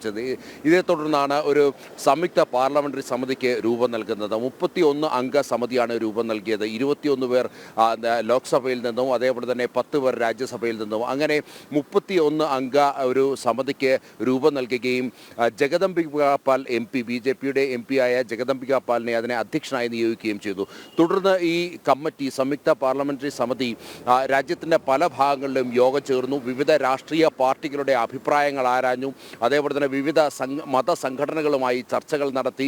അതേപോലെ തന്നെ സാമൂഹിക പരിഷ്കർത്താക്കൾ, അങ്ങനെ സമൂഹത്തിൻ്റെ വിവിധ തുറകളിലുള്ളവരുമായി ഇതുമായി ബന്ധപ്പെട്ട ചർച്ചകൾ നടത്തി. വിവിധ കമ്മിറ്റികൾ കൂടി, അതേപോലെ തന്നെ വിവിധ രാഷ്ട്രീയ പാർട്ടികളുടെയും മതമേലധ്യക്ഷന്മാരുടെയും അടക്കം വിവിധ ഹൈന്ദവ സമുദായത്തിൻ്റെ ആയാലും ക്രിസ്തീയ വിഭാഗത്തിൻ്റെ ആയാലും മുസ്ലിം വിഭാഗത്തിൻ്റെ ആയാലും അഭിപ്രായങ്ങൾ ഇതുമായി ബന്ധപ്പെട്ട് സ്വരൂപിച്ചു.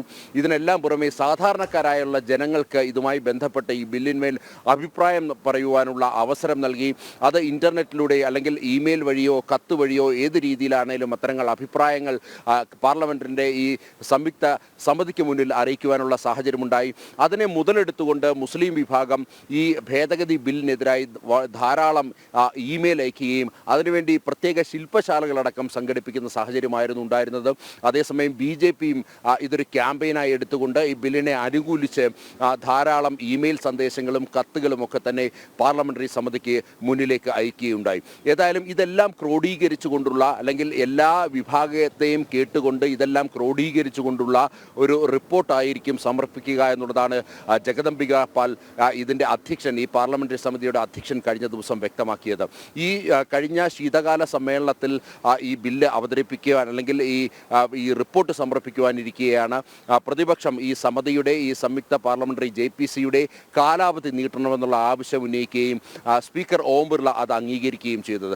തുടർന്ന് ഈ JPCയുടെ കാലാവധി നീട്ടി വീണ്ടും ഇത് സംബന്ധിച്ചിട്ടുള്ള പഠനങ്ങൾ, ക്യാമ്പുകൾ, ശില്പശാലകളൊക്കെ തന്നെ രാജ്യത്തിൻ്റെ വിവിധ ഭാഗങ്ങളിലും ഈ JPCയുടെ സംയുക്ത പാർലമെന്ററി സമിതി സംഘടിപ്പിച്ചു. ഇതുമായി ബന്ധപ്പെട്ട് വീണ്ടും അഭിപ്രായങ്ങൾ ആരാഞ്ഞു. അതിനുശേഷം ഇപ്പോൾ ഈ ബഡ്ജറ്റ് കാല സമ്മേളനത്തിൽ അവതരിപ്പിക്കുവാൻ, അതായത് 31-ാം തീയതി തുടങ്ങുന്ന ഈ 31 മുതൽ അതേപോലെ തന്നെ ഏപ്രിൽ 4 വരെ നീണ്ടു നിൽക്കുന്ന ഈ ബഡ്ജറ്റ് സമ്മേളനത്തിൽ ഈ ഒരു ബില്ല് അവതരിപ്പിക്കുവാൻ വേണ്ടി തയ്യാറെടുക്കുന്നത്. ഇതിന് മുന്നോടിയായിട്ടാണ് ഇന്നും നാളെയുമായി JPCയുടെ യോഗം ചേരുന്നത്. 31 അംഗ സമിതി യോഗം ചേരുന്നു. ആ യോഗത്തിൽ ഇതുമായി ബന്ധപ്പെട്ട അന്തിമ രൂപം നൽകുക, ഈ ബില്ലുമായി ബന്ധപ്പെട്ട അല്ലെങ്കിൽ ഇതുമായി ബന്ധപ്പെട്ട റിപ്പോർട്ടിൻ്റെ അന്തിമ രൂപം നൽകുക എന്നുള്ളതാണ് പ്രധാനമായും ഇന്നത്തെ യോഗത്തിൻ്റെ ഉദ്ദേശം. അതിനുശേഷം ഇത് സ്പീക്കർക്ക് പാർലമെന്റിന് സമർപ്പിച്ചതിന് ശേഷമായിരിക്കും ഈ ബില്ല് ഈ ബഡ്ജറ്റ് സമ്മേളനത്തിൽ ഇന്ന് ഈ പാർലമെന്റിൽ വീണ്ടും അവതരിപ്പിക്കപ്പെടുക. വിനോദ്. അതെ, വഖഫ് ഭേദഗതി നിയമം പാസ്സാക്കുന്നതിന് മുന്നോടിയായിട്ടാണ് JPCയുടെ യോഗം ചേരുന്നത്. അപ്പോൾ അതുതന്നെ അപ്പോൾ വഖഫിൻ്റെ കയ്യേറ്റത്തിനെതിരെ പുതിയ ഭേദഗതിയിലൂടെ അതിനെ തടയാൻ കൃത്യമായ നിയമം പാർലമെൻറ്റിൽ ഈ ബജറ്റ് സമ്മേളനത്തിൽ തന്നെ കൊണ്ടുവരും എന്നുള്ള പ്രതീക്ഷയാണ് നമുക്കുള്ളത്. വിവരങ്ങൾ നൽകുകയായിരുന്നു ഡൽഹിയിൽ നിന്നും നന്ദഗോപൻ. മറ്റൊരു വാർത്തയിലേക്കാണ്. അമേരിക്കയിൽ ജന്മാവകാശ പൗരത്വം നിർത്തലാക്കുന്ന പ്രസിഡന്റിന്റെ ഉത്തരവിന് സ്റ്റേ. ഡൊണാൾഡ് ട്രംപിന്റെ ഉത്തരവ് നടപ്പിലാക്കാനുള്ള ശ്രമം താൽക്കാലികമായി തടഞ്ഞ സിയാറ്റിലെ ഫെഡറൽ ജഡ്ജ് 14 ദിവസത്തേക്കാണ് സ്റ്റേ ചെയ്തിരിക്കുന്നത്. നടപടിക്കെതിരെ അപ്പീൽ നൽകുമെന്നും ട്രംപ് വ്യക്തമാക്കിയിട്ടുണ്ട്. വിവരങ്ങളുമായി ഇന്റർനാഷണൽ ഡെസ്കിൽ നിന്ന് ഐസൻ ജോസ് ചേരുന്നുണ്ട്. ഐസൻ, അനധികൃത കുടിയേറ്റം തടയുന്നതിന്റെ ഭാഗമായിട്ടായിരുന്നല്ലോ ട്രംപ് ഇത്തരത്തിലുള്ള ഒരു ഉത്തരവ് കൊണ്ടുവന്ന്, അതിനാണല്ലോ ഇപ്പോൾ സ്റ്റേ വന്നിരിക്കുന്നത്. എന്തൊക്കെയാണ് വിശദാംശങ്ങൾ? തീർച്ചയായും ഈ അനധികൃത കുടിയേറ്റം നിയന്ത്രിക്കുക എന്ന ലക്ഷ്യത്തോടെ തന്നെയാണ് പ്രധാനമായും ഈ നിയന്ത്രണം, അല്ലെങ്കിൽ ഇത്തരത്തിൽ ജന്മാവകാശം, അവിടെ ജനിക്കുന്ന കുട്ടികൾക്ക് പൗരത്വം ലഭിക്കുന്ന അധികാരം അല്ലെങ്കിൽ അവകാശം ഇല്ലാതാക്കാനുള്ളൊരു തീരുമാനം ട്രംപിൻ്റെ ഭാഗത്തു നിന്നുണ്ടായത്. അനധികൃത കുടിയേറ്റത്തിൻ്റെ വിഷയങ്ങൾ അദ്ദേഹം നിരവധി തവണ പറഞ്ഞിരുന്നു. അത് സംബന്ധിച്ച നിരവധി നീക്കങ്ങൾ നടത്തിയിരുന്നു. എന്നാൽ അനധികൃതമായി അമേരിക്കയിൽ കുടിയേറിയെത്തുന്ന ദമ്പതികൾക്ക് അവിടെ ജനിക്കുന്ന കുഞ്ഞിനെ ആ ജനനം നടക്കുന്നത് അമേരിക്കയുടെ അതിർത്തിയിലാണെങ്കിൽ ആ കുട്ടിക്ക് അവിടെ പൗരത്വം ലഭിക്കുമെന്നതാണ് അമേരിക്കയുടെ ഭരണഘടനാപരമായ ഒരു നീതിയാണ് അവിടെ നിലനിന്നിരുന്നത്. സ്വാഭാവികമായും അത് മുതലെടുത്ത് നിരവധി അനധികൃത കുടിയേറ്റക്കാർ അവിടെ തന്നെ തങ്ങുന്നൊരു സാഹചര്യമുണ്ടായി. അവിടെ ജനിക്കുന്ന കുഞ്ഞിൻ്റെ പേരൻസിൻ്റെ സുരക്ഷ അല്ലെങ്കിൽ പേരൻസിൻ്റെ സംരക്ഷ ഉറപ്പാക്കുന്നതിന് അല്ലെങ്കിൽ അവരുടെ രക്ഷാകർതൃത്വം ഉറപ്പാക്കുന്നതിന് കുടിയേറ്റക്കാരെ അവിടെ തുടരാൻ അനുവദിക്കേണ്ട ഒരു സാഹചര്യം പോലും ഉണ്ടായി. ഈ ഒരു പശ്ചാത്തലത്തിലാണ് ഇത് വലിയൊരു വിഷയമായി തന്നെ അതിൻ്റെ കണക്കുകൾ എടുക്കുമ്പോൾ വൻതോതിൽ അത് ദുരുപയോഗം ചെയ്യപ്പെട്ടതായുള്ള കണക്കുകളും പുറത്തു വന്നൊരു സാഹചര്യത്തിലാണ് കർശനമായൊരു നടപടി ട്രംപിൻ്റെ ഭാഗത്തു നിന്നുണ്ടാവുകയും ഈ അവകാശത്തെ നിർത്തലാക്കുന്നതിനുള്ള നടപടികൾ സ്വീകരിക്കാൻ അദ്ദേഹം എക്സിക്യൂട്ടീവ് ഓർഡർ പുറപ്പെടുവിക്കുകയും ചെയ്തത്.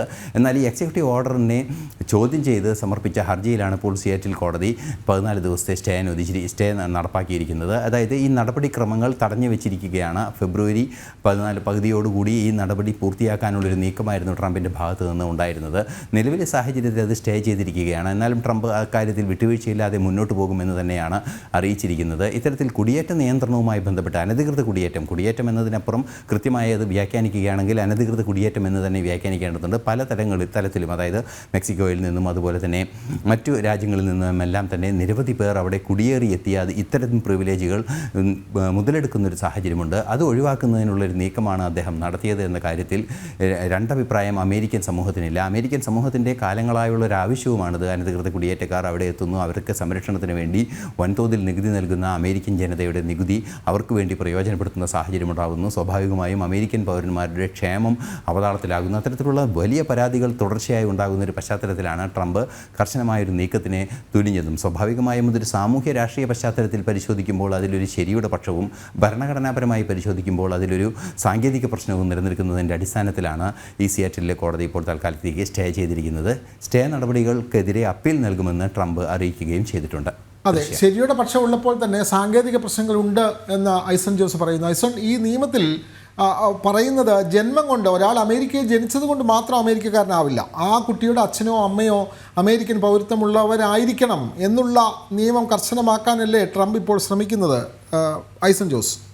തീർച്ചയായും അത്തരത്തിലൊരു നീക്കം തന്നെയാണ് ട്രംപിൻ്റെ ഭാഗത്തു നിന്നുണ്ടാകുന്നത് എന്നാണ് മനസ്സിലാക്കാൻ സാധിക്കുന്നത്. പക്ഷേ ഈ ജന്മാവകാശം, അതായത് അവിടെ ജനിക്കുന്ന കുട്ടി, ആ കുട്ടിയുടെ അച്ഛനും അമ്മയും അല്ലെങ്കിൽ ആ കുട്ടിയുടെ അച്ഛനും അമ്മ ഏതെങ്കിലും മറ്റ് രാജ്യങ്ങളിൽ നിന്നായാലും അല്ലെങ്കിൽ പകുതി അമേരിക്കക്കാരനായാലും അതൊന്നും അവിടെ ബാധകമാകാത്ത ഒരു സാഹചര്യമാണ്. അത് അമേരിക്കയിൽ ജനിക്കുന്ന കുട്ടിക്ക്, അമേരിക്കയുടെ അധികാരപരിധിയിൽ ജനിക്കുന്ന കുഞ്ഞിനെ അമേരിക്കൻ പൗരത്വം ലഭിക്കുക എന്നതാണ് ഭരണഘടനാ ഭേദഗതിയിലൂടെ 13-14 ഭരണഘടനാ ഭേദഗതിയിലാണ് ഇത്തരമൊരു നീക്കമുണ്ടായത്. 1864 തൊട്ട് ഇത്തരത്തിലുള്ള നീക്കങ്ങൾ നിലനിൽക്കുന്നുണ്ട് എന്നാണ്, ഈ നിയമം നിലനിൽക്കുന്നുണ്ട്.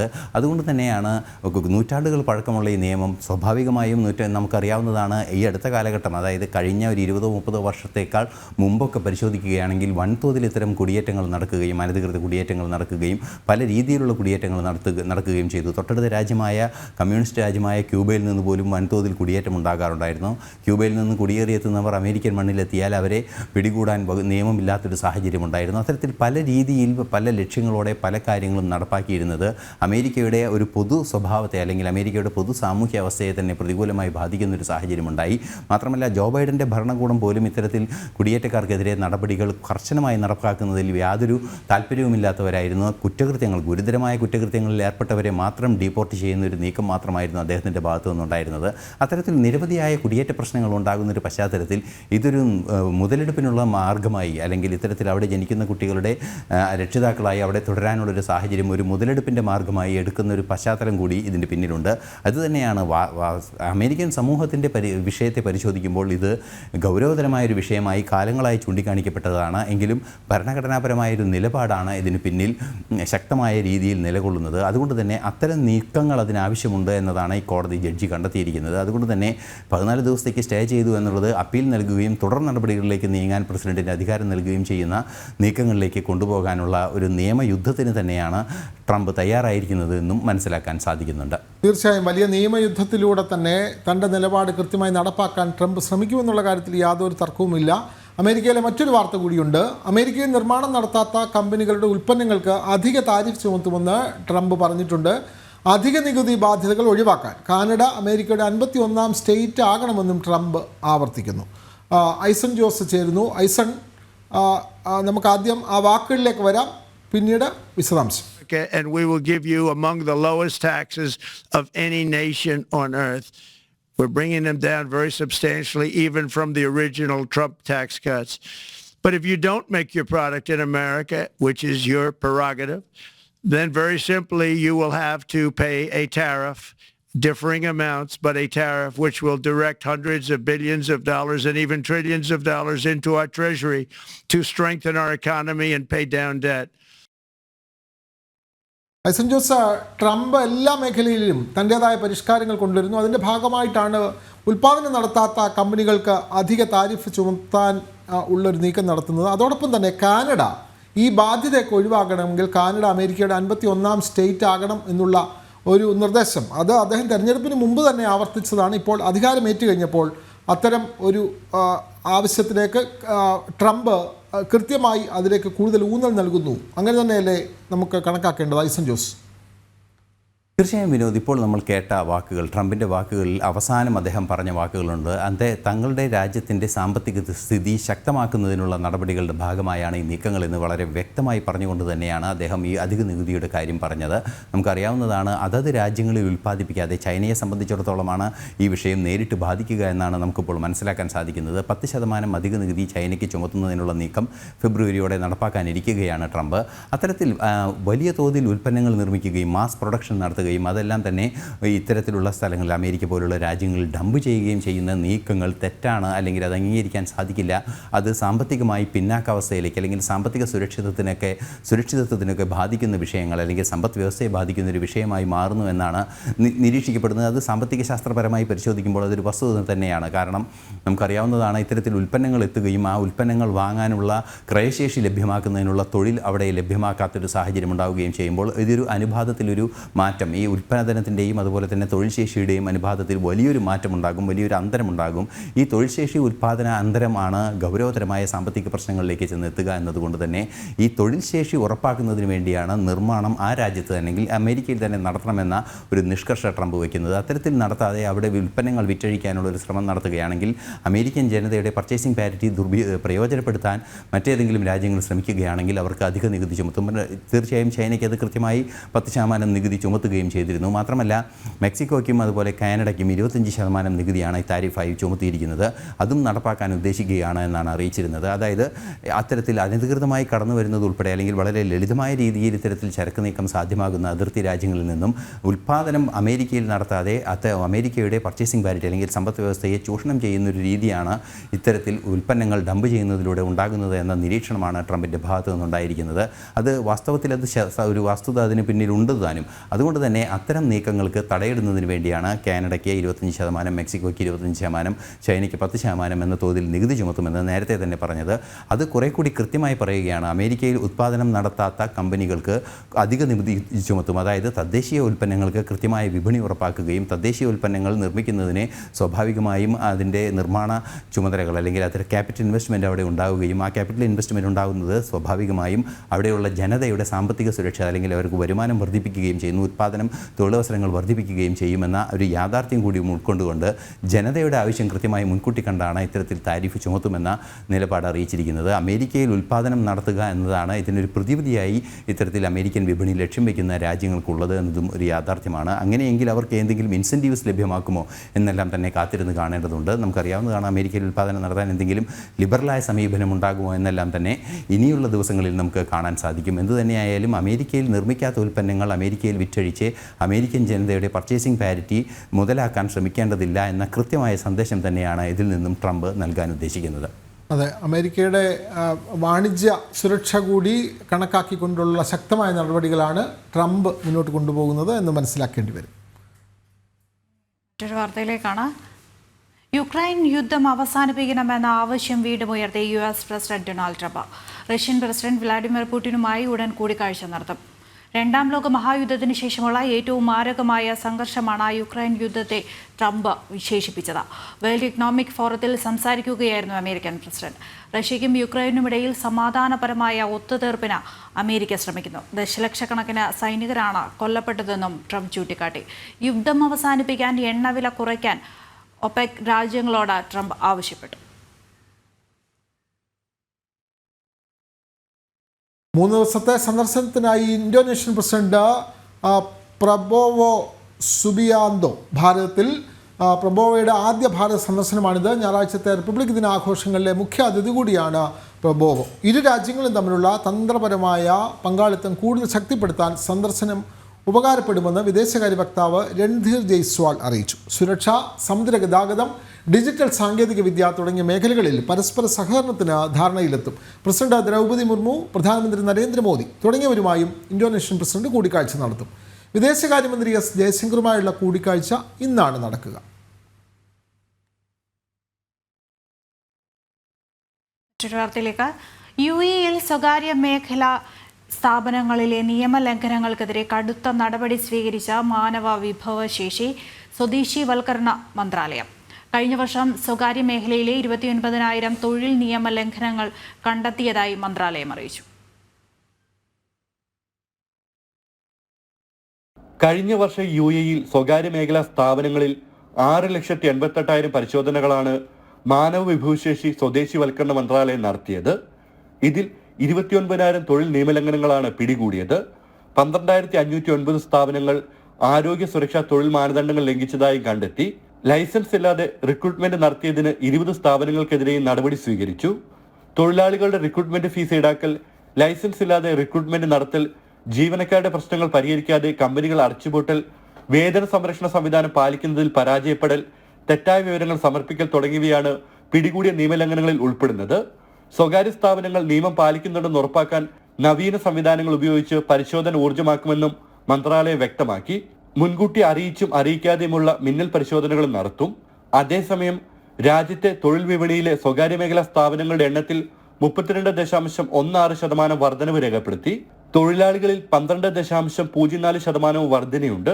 തൊഴിൽ അന്തരീക്ഷം മെച്ചപ്പെടുത്തിയും സ്വകാര്യ മേഖലയിലെ തൊഴിലാളികൾക്ക് നിർബന്ധിത ആരോഗ്യ ഇൻഷുറൻസും തൊഴിൽ നഷ്ട ഇൻഷുറൻസും ഏർപ്പെടുത്തിയതിന്റെ പശ്ചാത്തലത്തിൽ 2024 ആഗോള തൊഴിൽ സൂചികയിൽ അറബ് ലോകത്ത് UAE ഒന്നാമതെത്തിയിരുന്നു. ജനം, ദുബായ്. അബുദാബിയെയും ദുബായിയെയും ബന്ധിപ്പിക്കുന്ന അതിവേഗ ട്രെയിൻ സർവീസ് വരുന്നു. 30 മിനിറ്റ് കൊണ്ട് ദുബായിൽ നിന്ന് അബുദാബിയിലേക്ക് എത്തുന്ന ഇത്തിഹാദ് റെയിലിൻ്റെ പുതിയ പദ്ധതി പ്രഖ്യാപിച്ചു. നേരത്തെ പ്രഖ്യാപിച്ച പാസഞ്ചർ സർവീസിൽ നിന്ന് വ്യത്യസ്തമാണ് ഈ സർവീസ്. ദുബായ്, അബുദാബി, എമിറേറ്റുകളെ ബന്ധിപ്പിക്കുന്ന ആദ്യത്തെ അതിവേഗ പാസഞ്ചർ ട്രെയിൻ വരുന്നതോടെ 2 മണിക്കൂറിന്റെ യാത്ര അരമണിക്കൂറായി ചുരുങ്ങും. മണിക്കൂറിൽ 350 കിലോമീറ്റർ ആയിരിക്കും ട്രെയിനിന്റെ വേഗം. അബുദാബി കിരീടാവകാശി Sheikh Khalid bin Mohammed bin Zayed Al നഹ്യാന്റെയും ദുബായ് കിരീടാവകാശി Sheikh Hamdan bin Mohammed bin Rashid Al മക്തൂമിന്റെ സാന്നിധ്യത്തിലായിരുന്നു പ്രഖ്യാപനം. UAEയുടെ മത്സരശേഷി വർദ്ധിപ്പിക്കാനും 50 വർഷത്തിനിടെ രാജ്യത്തിന്റെ GDPയിലേക്ക് 145 ബില്യൺ ദിർഹം ചേർക്കാനും ഇത് സഹായിക്കുമെന്നാണ് വിലയിരുത്തൽ. Reem island, Saadiyat, Yas island, Zayed international airport, Al Maktoum international airport, ദുബായിലെ അൽ ജദഫ് എന്നീ 6 സ്റ്റേഷനുകളിലൂടെ അതിവേഗ ട്രെയിൻ കടന്നുപോകും. മെട്രോ ബസ് ശൃംഖലകളുമായി ബന്ധിപ്പിക്കുന്നതായിരിക്കും ഈ സ്റ്റേഷനുകൾ. ബിസിനസ് ക്ലാസ് ലോഞ്ചുകളും ഷോപ്പിംഗ് കേന്ദ്രങ്ങളും മറ്റ് അവശ്യ സൗകര്യങ്ങളും ഉണ്ടായിരിക്കും. റോഡിലെ തിരക്ക് കുറയ്ക്കുന്നതിനൊപ്പം 2 എമിറേറ്റുകളിലെയും ഗതാഗതം, വാണിജ്യം, വിനോദസഞ്ചാരം, റിയൽ എസ്റ്റേറ്റ് മേഖല എന്നിവയിൽ വലിയ മാറ്റം വരുത്തുമെന്നാണ് വിലയിരുത്തൽ. അതേസമയം എന്ന് പ്രവർത്തനം ആരംഭിക്കുമെന്നോ യാത്രാ നിരക്ക് എത്രയായിരിക്കുമെന്നോ അധികൃതർ വ്യക്തമാക്കിയിട്ടില്ല. ജനം, ദുബായ്. രാജ്യം 76ാം റിപ്പബ്ലിക് ദിനം ആഘോഷിക്കാൻ തയ്യാറെടുക്കുകയാണ്. അന്തിമ ഒരുക്കങ്ങളും പൂർത്തിയായി. റിപ്പബ്ലിക് ദിനാഘോഷങ്ങൾ കണക്കിലെടുത്ത് രാജ്യമെങ്ങും അതീവ സുരക്ഷയിലാണ്. ഇപ്പോൾ വിവരങ്ങളുമായി കർത്തവ്യപഥത്തിൽ നിന്ന് S നന്ദഗോപനുണ്ട്. നന്ദഗോപൻ, എന്തൊക്കെയായി ഒരുക്കങ്ങൾ? ആരൊക്കെയായിരിക്കും റിപ്പബ്ലിക് ദിനാഘോഷത്തിലെ മുഖ്യ അതിഥികൾ?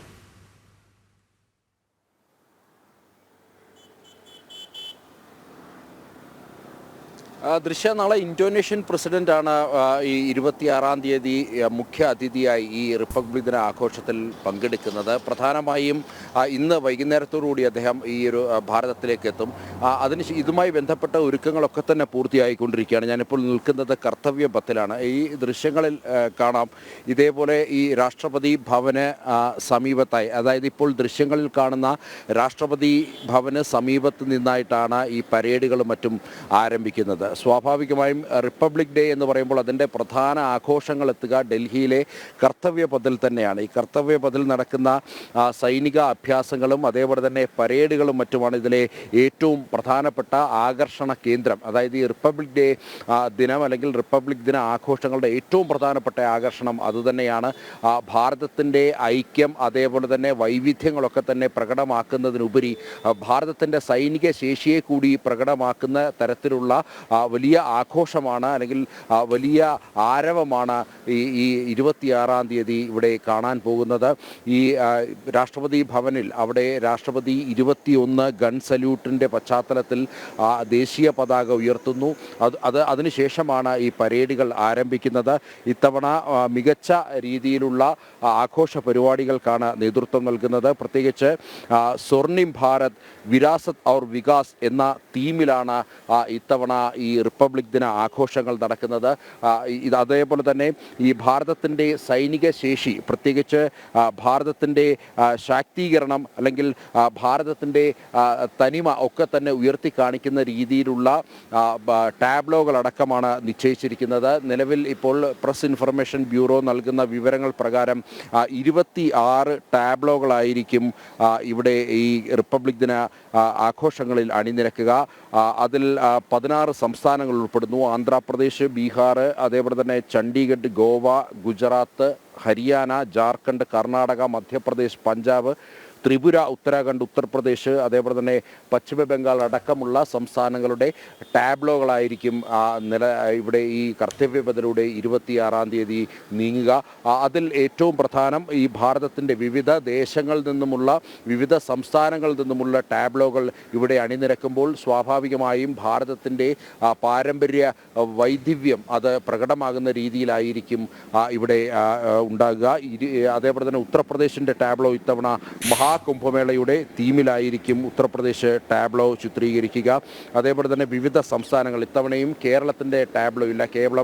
കേരളം അത്തരം ഒരു ടാബ്ലോയ്ക്ക് അല്ലെങ്കിൽ അതുമായി മുന്നോട്ട് വന്നില്ല എന്നുള്ളതാണ്. കഴിഞ്ഞ തവണ കേരളം ടാബ്ലോയ്ക്ക് ഇതുമായി ബന്ധപ്പെട്ട് ടാബ്ലോ അവതരിപ്പിക്കുവാൻ വേണ്ടി സമീപിച്ചെങ്കിലും ഈ കേരളം മുന്നോട്ട് വെച്ച തീം അംഗീകരിക്കാത്തതിനാൽ തന്നെ കഴിഞ്ഞ തവണയും കേരളത്തിൻ്റെ ടാബ്ലോ ഇല്ലായിരുന്നു. എന്നാൽ ഇത്തവണ 16 സംസ്ഥാനങ്ങളും അതേപോലെ തന്നെ 10 വിവിധ വകുപ്പുകളുടെയും വിവിധ മന്ത്രാലയങ്ങളുടെയും കീഴിലുള്ള ടാബ്ലോകളായിരിക്കും ഇത്തവണ ഈ കർത്തവ്യപഥിലൂടെ നീങ്ങുക. ഈ ടാബ്ലോകൾക്കും കൃത്യമായ ഒരു തീം നൽകിയിട്ടുണ്ട്. ആ തീമിലായിരിക്കും വിവിധ മന്ത്രാലയങ്ങൾ ടാബ്ലോകൾ ഒരുക്കുക. പ്രത്യേകിച്ച് സുരക്ഷിതമായ ഇന്ത്യ, സശക്ത് और സുരക്ഷിത് ഭാരത് എന്നുള്ള ആ ഒരു തീമിൽ വിവിധ സൈനിക വിഭാഗത്തിൻ്റെയും ടാബ്ലോകൾ ഉണ്ടാകും. ഇത്തവണ ഒരു ട്രൈ കളർ ടാബ്ലോ അല്ലെങ്കിൽ 3 സേനാ വിഭാഗങ്ങളും ഒന്നിച്ചുള്ള ഒരു കൺട്രോൾ റൂം, അത്തരമൊരു തീമിൽ ഒരു ട്രൈ കളർ ടാബ്ലോ എന്ന രീതിയിൽ ഒരു ടാബ്ലോ അവതരിപ്പിക്കുന്നു എന്നുള്ളതാണ് പ്രതിരോധ മന്ത്രാലയം നൽകുന്ന സൂചന. ആർമി, നേവി, എയർഫോഴ്സ് തമ്മിലുള്ള തടസ്സമില്ലാത്ത നെറ്റ്വർക്കിങ്ങിനെയും ആശയവിനിമയത്തെയും ഒക്കെ തന്നെ പ്രതിനിധീകരിക്കുന്ന ഒരു ജോയിൻറ്റ് ഓപ്പറേഷൻ റൂം അതായിരിക്കും ഈ ടാബ്ലോ കൊണ്ട് ഉദ്ദേശിക്കുന്നത്. അതായത് കര, കടൽ, വായു എന്നിവയിലൂടെ അത്തരം ഏതെങ്കിലും തരത്തിലുള്ള ശത്രു നീക്കങ്ങളെ ഒരു സമന്വയിപ്പിച്ച് അല്ലെങ്കിൽ അതിനെ പ്രതിരോധിക്കുവാൻ സമന്വയിപ്പിച്ചുകൊണ്ടുള്ള ഒരു കൺട്രോൾ റൂം അതായിരിക്കും ഒരു ആർമിയുടെ അല്ലെങ്കിൽ ഈ പ്രതിരോധ മന്ത്രാലയത്തിൻ്റെ ഒരു തീമിലുള്ള ഒരു ടാബ്ലോ എന്നാണ് അറിയാൻ കഴിയുന്നത്.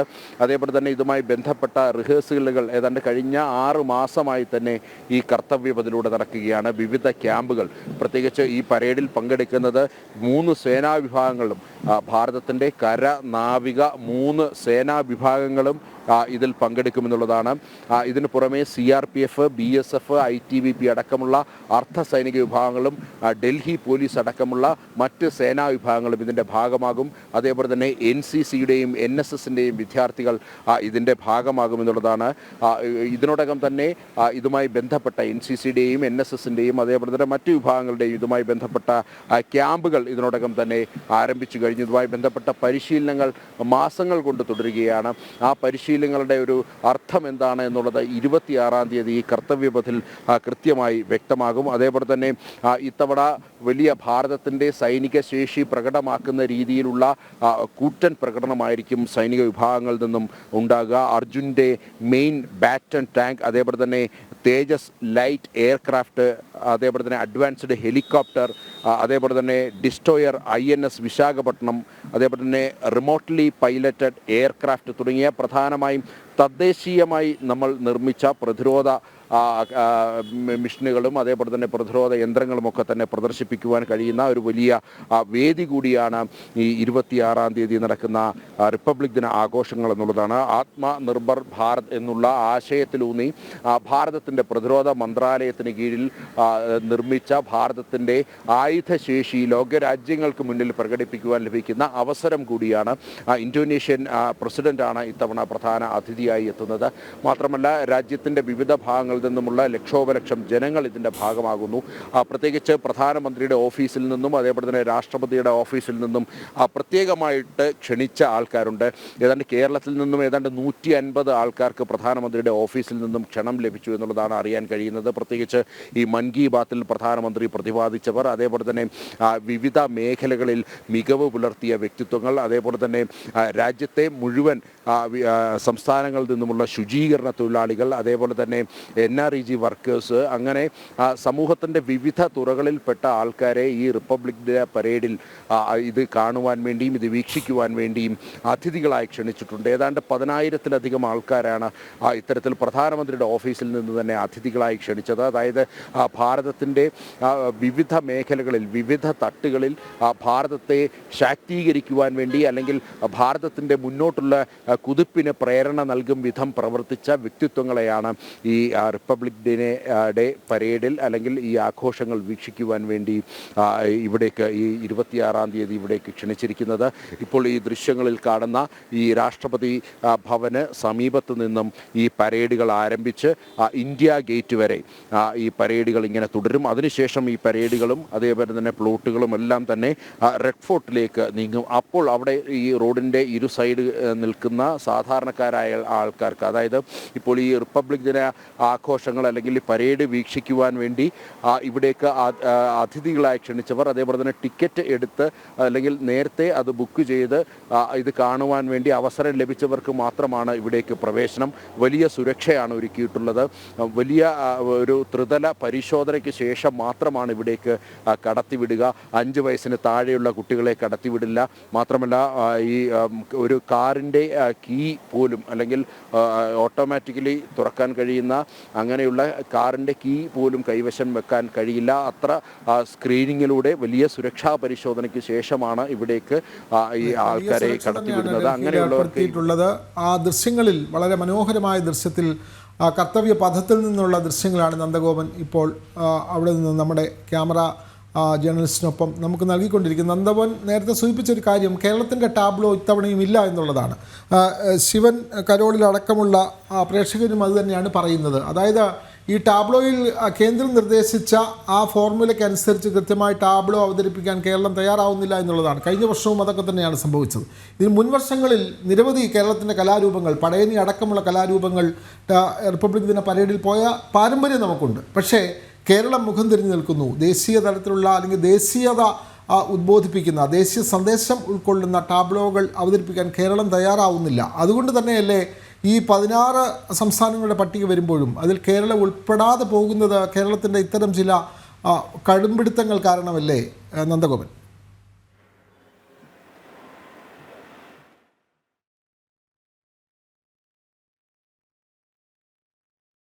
നമുക്ക് അടുത്ത വാർത്തയിലേക്ക് പോകാം. 2 ദിവസത്തെ സന്ദർശനത്തിന് വിദേശകാര്യ സെക്രട്ടറി വിക്രം മിശ്രി ചൈനയിലേക്ക്. ഈ മാസം 26, 27 തീയതികളിലാകും സന്ദർശനം. ചൈനീസ് വിദേശകാര്യ വൈസ് മന്ത്രിയുമായി മിശ്രി കൂടിക്കാഴ്ച നടത്തും. ബീജിംഗിൽ 26, 27 തീയതികളിലായിരിക്കും വിദേശകാര്യ സെക്രട്ടറിയും ചൈനീസ് വിദേശകാര്യ വൈസ് മിനിസ്റ്ററും തമ്മിലുള്ള കൂടിക്കാഴ്ച നടക്കുക. രാഷ്ട്രീയവും വാണിജ്യപരവും സാംസ്കാരികവുമായ വിഷയങ്ങളിൽ പരസ്പരം സഹകരിക്കുന്നത് സംബന്ധിച്ചുള്ള ചർച്ചകൾക്കായിരിക്കും കൂടിക്കാഴ്ചയിൽ പ്രാധാന്യം. അതിർത്തിയിലെ സേനാവിന്യാസം പിൻവലിച്ചതിന് ശേഷം വിവിധ വിഷയങ്ങളിൽ പ്രതിനിധിതല ചർച്ചകൾ തുടരാനുള്ള ധാരണ ഇന്ത്യയും ചൈനയും തമ്മിൽ യാഥാർത്ഥ്യമായിരുന്നു. ആദ്യഘട്ട ചർച്ചകളുടെ ഭാഗമായി ദേശീയ സുരക്ഷാ ഉപദേഷ്ടാവ് ഉൾപ്പെടെ പ്രതിനിധിതല ചർച്ചകളിൽ പങ്കെടുത്തു. തുടർന്നാണ് വിദേശകാര്യ സെക്രട്ടറിയും വൈസ് മിനിസ്റ്ററും തമ്മിലുള്ള ചർച്ചയ്ക്ക് കളമൊരുങ്ങുന്നത്. 2021 മുതൽ നിശ്ചലമായ ചർച്ചകളാണ് വീണ്ടും പുനരാരംഭിച്ചിരിക്കുന്നത്. ഗാൽവൻ താഴ്വരയിലെ കടന്നുകയറ്റം ഇന്ത്യ ചൈന സഹകരണത്തിന് വിലങ്ങുതടിയായി തീർന്നു. അതിർത്തിയിൽ നിന്നും ഇരു രാജ്യങ്ങളും സൈന്യങ്ങളെ പിൻവലിച്ച് പട്രോളിംഗ് നടപ്പാക്കിയതോടെയാണ് ചർച്ചകൾ പുനരാരംഭിച്ചത്. അയൽക്കാർക്ക് ആദ്യ പരിഗണന എന്ന നയതന്ത്ര തത്വത്തിലൂന്നിയ നിലപാടിലാണ് ഭാരതം മുന്നോട്ടു പോകുന്നത്. മേഖലയിലെ സഹകരണവും സുരക്ഷയും ഉറപ്പാക്കുന്നതോടെ പുതിയ സാധ്യതകളാണ് ഭാരതവും ചൈനയും തമ്മിൽ തുറന്നു കിട്ടുന്നത്. ന്യൂസ് ഡെസ്ക്, ജനം. ആതിരപ്പള്ളിയിലെ മസ്തകത്തിൽ പരിക്കേറ്റ കാട്ടാനയെ മയക്കുവെടി വെച്ചു. ഡോക്ടർ അരുൺ സക്കരയുടെ നേതൃത്വത്തിലായിരുന്നു ഈ ദൗത്യം നിർവഹിച്ചത്. നമ്മുടെ കുമാർ എന്നുള്ള പ്രേക്ഷകൻ ചോദിച്ചിരിക്കുന്നു, അവിടെ ആരുമില്ലേ എന്നുള്ളത്. അവിടെ ആനന്ദ് പുതൂരുണ്ട് കൃത്യമായ വിവരങ്ങൾ നൽകാൻ. രാവിലെ ആ വാർത്തയിൽ ആനന്ദ് പറഞ്ഞതാണ്, ആനയെ നിരീക്ഷിക്കുന്നുണ്ട്. അത് വെള്ളം കുടിക്കാൻ വേണ്ടി കാട്ടിൽ നിന്നും അത് പുറത്തേക്ക് ഇറങ്ങിയിട്ടുണ്ട്. അപ്പോൾ ആനയെ കൃത്യമായി നിരീക്ഷിച്ചിട്ടുണ്ട്. താമസിയാതെ ആനയെ മയക്കുവെടി വെക്കും എന്നുള്ള കാര്യം പറഞ്ഞിരുന്നു. മസ്തകത്തിൽ പരിക്കേറ്റ ആനയാണ്. അപ്പോൾ മയക്കുവെടി വെക്കുന്നതും വളരെ ശ്രമകരമായ ദൗത്യമാണ്. വിദഗ്ധരായ ഡോക്ടർമാരുടെ നേതൃത്വത്തിൽ, ഡോക്ടർ അരുൺ സക്കരയുടെ നേതൃത്വത്തിലാണ് ഇപ്പോൾ മയക്കുവെടി വെച്ചിട്ടുള്ളത്. ആനന്ദ്, ഈ ആനയ്ക്ക് മയക്കുവെടി വെച്ചിരിക്കുന്നു. ഈ ആനയുടെ ഇപ്പോഴത്തെ സ്ഥിതി എന്താണ്? ഇത് ഇപ്പോൾ എവിടെയാണ് ഈ ആന സ്ഥിതി ചെയ്യുന്നത്? കൂടുതൽ വിവരങ്ങൾ ആനന്ദ്. വിനോദ, ആനയെ ഏതാണ്ട് 10 മിനിറ്റിന് മുമ്പാണ് ഇപ്പോൾ ദൗത്യസംഘം മയക്കുവെടി വെച്ചിട്ടുള്ളത്. അതിന് മുൻപ് വളരെ ഭീകരമായിട്ടുള്ള ചില സംഭവങ്ങൾ അരങ്ങേറുന്നു. ദൗത്യസംഘത്തിന് നേരെ ആന പാഞ്ഞെടുക്കുന്നു. അതോടുകൂടി തന്നെയാണ് ഈ ദൗത്യസംഘം വളരെ കരുതലോടുകൂടി ആനയെ മയക്കുവെടി വെച്ചിട്ടുള്ളത്. എന്നാലും അരമണിക്കൂറോടുകൂടി തന്നെ ഈ ആന മയങ്ങും എന്നുള്ള ഒരു കണക്കൂട്ടലാണ് അരുൺ സക്കറിന്റെ നേതൃത്വത്തിലുള്ള ദൗത്യസംഘം. ഈ മുനിത്തടത്തിന് സമീപം തോട്ടത്തിലാണ് ഇപ്പോൾ ആന നിലയുറപ്പിച്ചിട്ടുള്ളത്. കഴിഞ്ഞ 2 ദിവസമായിട്ടുള്ള നിരന്തരമായിട്ടുള്ള തിരച്ചിലിനൊടുവിൽ ഇന്ന് രാവിലെ ആന കാടിറങ്ങി വരികയായിരുന്നു. പുഴക്കരയിൽ വെച്ചുകൊണ്ട് തന്നെ ആനയെ ഈ സംഘത്തിന് ലൊക്കേറ്റ് ചെയ്യാൻ സാധിച്ചു.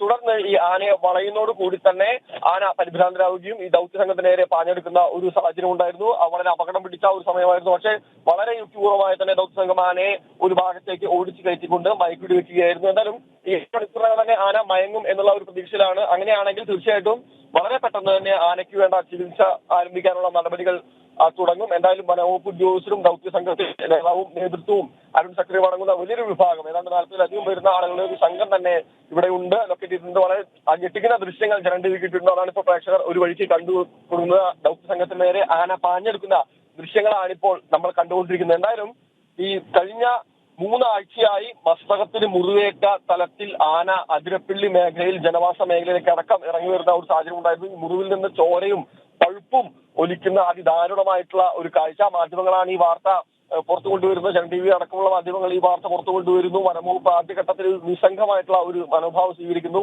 തുടർന്ന് സമ്മർദ്ദത്തെ തുടർന്ന് തന്നെ ആനയെ ചികിത്സിക്കാനുള്ള തീരുമാനം ഉണ്ടാവുന്നു.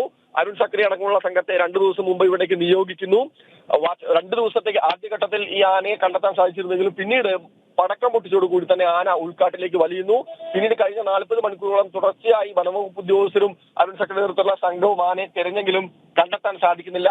ശേഷം ഇന്ന് രാവിലെ ആന പുഴയിലേക്ക് ഇറങ്ങി വരുന്നു. വെള്ളം കുടിക്കുന്നതിന് വേണ്ടി തന്നെ ആയിരിക്കണം. കാരണം ഈ ഉൾക്കാട്ടിൽ പൊതുവെ വെള്ളത്തിന്റെ ദൗർലഭ്യം ഉണ്ടെന്നാണ് ഇവിടുത്തെ നാട്ടുകാർ പറഞ്ഞിരുന്നത്. എന്തായാലും ആന രാവിലെ എത്തുന്നു. ആനയെ വളയുന്നു. ആന പക്ഷെ ദൗത്യസംഘത്തിന് നേരെ പാഞ്ഞടക്കുന്നു. ആനയെ വളരെ ബുദ്ധിപൂർവ്വം ഒരു ഭാഗത്തേക്ക് മാറ്റുന്നു. തുടർന്ന് മയക്കുവെടി വെക്കുന്നു. ഇപ്പോൾ അതാണ് നിലവിലെ സ്ഥിതി. എന്തായാലും ഈ അരമണിക്കൂറിനകം തന്നെ ആന മയങ്ങി നിൽക്കുമെന്നാണ് അറിയുന്നത്. എന്തായാലും തീർച്ചയായിട്ടും അതിനുശേഷമാണ് നമുക്ക് ചികിത്സ ആരംഭിക്കാൻ സാധിക്കുള്ളൂ. പ്രത്യേകിച്ച് മസ്തകത്തിനാണ് മുറിവുള്ളത്. അത് എങ്ങനെയാണ് മുറിവുണ്ടായിരുന്നുള്ള കാര്യം രണ്ടാമത് തീർച്ചയായിട്ടും ആനന്ദ് തുടരുക. മുൻ DFO ഡോക്ടർ ഇന്ദുചൂടൻ കൂടി ചേരുന്നു. സ്വാഗതം ഡോക്ടർ ഇന്ദുചൂടൻ. ഇപ്പോൾ അവിടെ മസ്തകത്തിൽ പരിക്കേറ്റ ആനയെ ആതിരപ്പള്ളിയിൽ മയക്കുവെടി വെക്കാൻ സാധിച്ചിരിക്കുന്നു. ഇനിയും ഇതിൻ്റെ ഒരു തുടർ ചികിത്സാ രീതി എങ്ങനെയായിരിക്കും? ആനയെ ആ സ്ഥലത്ത് തന്നെ നിലനിർത്തിക്കൊണ്ടുള്ള ഒരു ചികിത്സാ രീതിയിലേക്കായിരിക്കുമോ കടക്കുക? പ്രത്യേകിച്ചും മസ്തകത്തിൽ പരിക്കേറ്റ ആനയാണ്. സ്വാഭാവികമായും മയക്കുവെടി വെക്കുക എന്നുള്ളത് വളരെ ശ്രമകരമായ ഒരു ദൗത്യം തന്നെയാണ്. നിലവിൽ അതിന് പരിക്കുണ്ട്. ആ പരിക്കുള്ള ആനയ്ക്ക് തന്നെ മയക്കുവെടി വെക്കുന്നു എന്ന് പറയുമ്പോൾ അതിന് ജീവൻ തന്നെ അപകടത്തിൽ വരാനുള്ള സാധ്യതകളുണ്ട്. പക്ഷേ അതൊക്കെ കൃത്യമായി പരിശോധിച്ച് അതിൻ്റെ മരുന്നിൻ്റെ അളവെല്ലാം കൃത്യമായി പരിശോധിച്ച് തന്നെ ആയിരിക്കാം അങ്ങനെ ഒരു ദൗത്യത്തിലേക്ക് കടന്നിട്ടുള്ളത്. ഇതിൻ്റെ ഒരു തുടർ ചികിത്സാ രീതി ഏത് നിലയിലായിരിക്കുമെന്ന് പറയാൻ കഴിയുമോ ഡോക്ടർ ഇന്ദുചൂടൻ? ഏതായാലും ആനയെ കണ്ടുപിടിച്ച് മയക്കുവെടി വെക്കാൻ സാധിച്ച വളരെ ഭാഗ്യമാണ്. നമുക്കിതിനെ രക്ഷപ്പെടുത്താനുള്ള ഒരു ശ്രമം എന്നുള്ളതാണ്. ഈ മസ്തകത്തിലേറ്റിട്ടുള്ള മുറിവ് മാരകമായി പഴുത്ത് അതിന് മരണകാരണം വരെ ആകാവുന്നതാണ്. അത് ഒഴിവാക്കാനായിട്ട് സാധിക്കും. അതും വനം വകുപ്പ് കാട്ടിൽ വെച്ച് തന്നെ മയക്കുവെടി വെച്ച സ്ഥലത്ത് വെച്ച് ചികിത്സിക്കുക എന്നുള്ളത് വളരെ നല്ലതാണ്. കാരണം ഇതിനെ രണ്ടാമത് ട്രാൻസ്പോർട്ട് ചെയ്യുമ്പോൾ അതിൻ്റെ ഒരു സ്ട്രെസ് ഒക്കെ ഉണ്ടായിരിക്കും. ശാരീരികമായിട്ടുള്ള എന്തെങ്കിലും കേടും ഉണ്ടായിരിക്കും. നമുക്ക് ചെലവും കൂടും. ഇത് ഇവിടെ തന്നെ നിർത്തി ചെയ്യുക. പക്ഷെ ഇത് ഏറ്റവും മിനിമമാണ്. ഈ ഏറ്റവും സുരക്ഷിതമാണ് എന്ന് പറയാൻ സാധിക്കില്ല മയക്കുവെടി വെക്കുന്നത്. പ്രത്യേകിച്ച് അസുഖമായിട്ടുള്ളപ്പോൾ നമ്മൾ ക്യാൻസർ പേഷ്യൻസിന് കീമോതെറാപ്പിയൊക്കെ ചെയ്യുന്ന പോലെയാണ്. കീമോതെറാപ്പി ചെയ്യുന്നത് കൊണ്ട് തന്നെ ചിലപ്പോൾ ശരീരം വികൃതമാവും, മറ്റു അസുഖങ്ങൾ വരും. അതേപോലെ ഓടി നടക്കുന്ന ശക്തനായിട്ടുള്ള കരയിലെ ഏറ്റവും വലിയ ജീവിയായിട്ടുള്ള ഈ ആനയെ നമുക്ക് ചികിത്സിക്കണമെങ്കിൽ മയക്കുവെടി വച്ചേ തീരൂ. അതൊരു റിസ്ക്കാണ്. ഓപ്പറേഷൻ സമയത്ത് മനുഷ്യനെ മയക്കി കിടത്താറുണ്ട്. അത്തരത്തിലുള്ള അനസ്തേഷ്യ കൊടുക്കുന്നതും മാരകമായിട്ടുള്ള ദോഷം തന്നെയാണ്. അതേപോലെ ആനയ്ക്കും.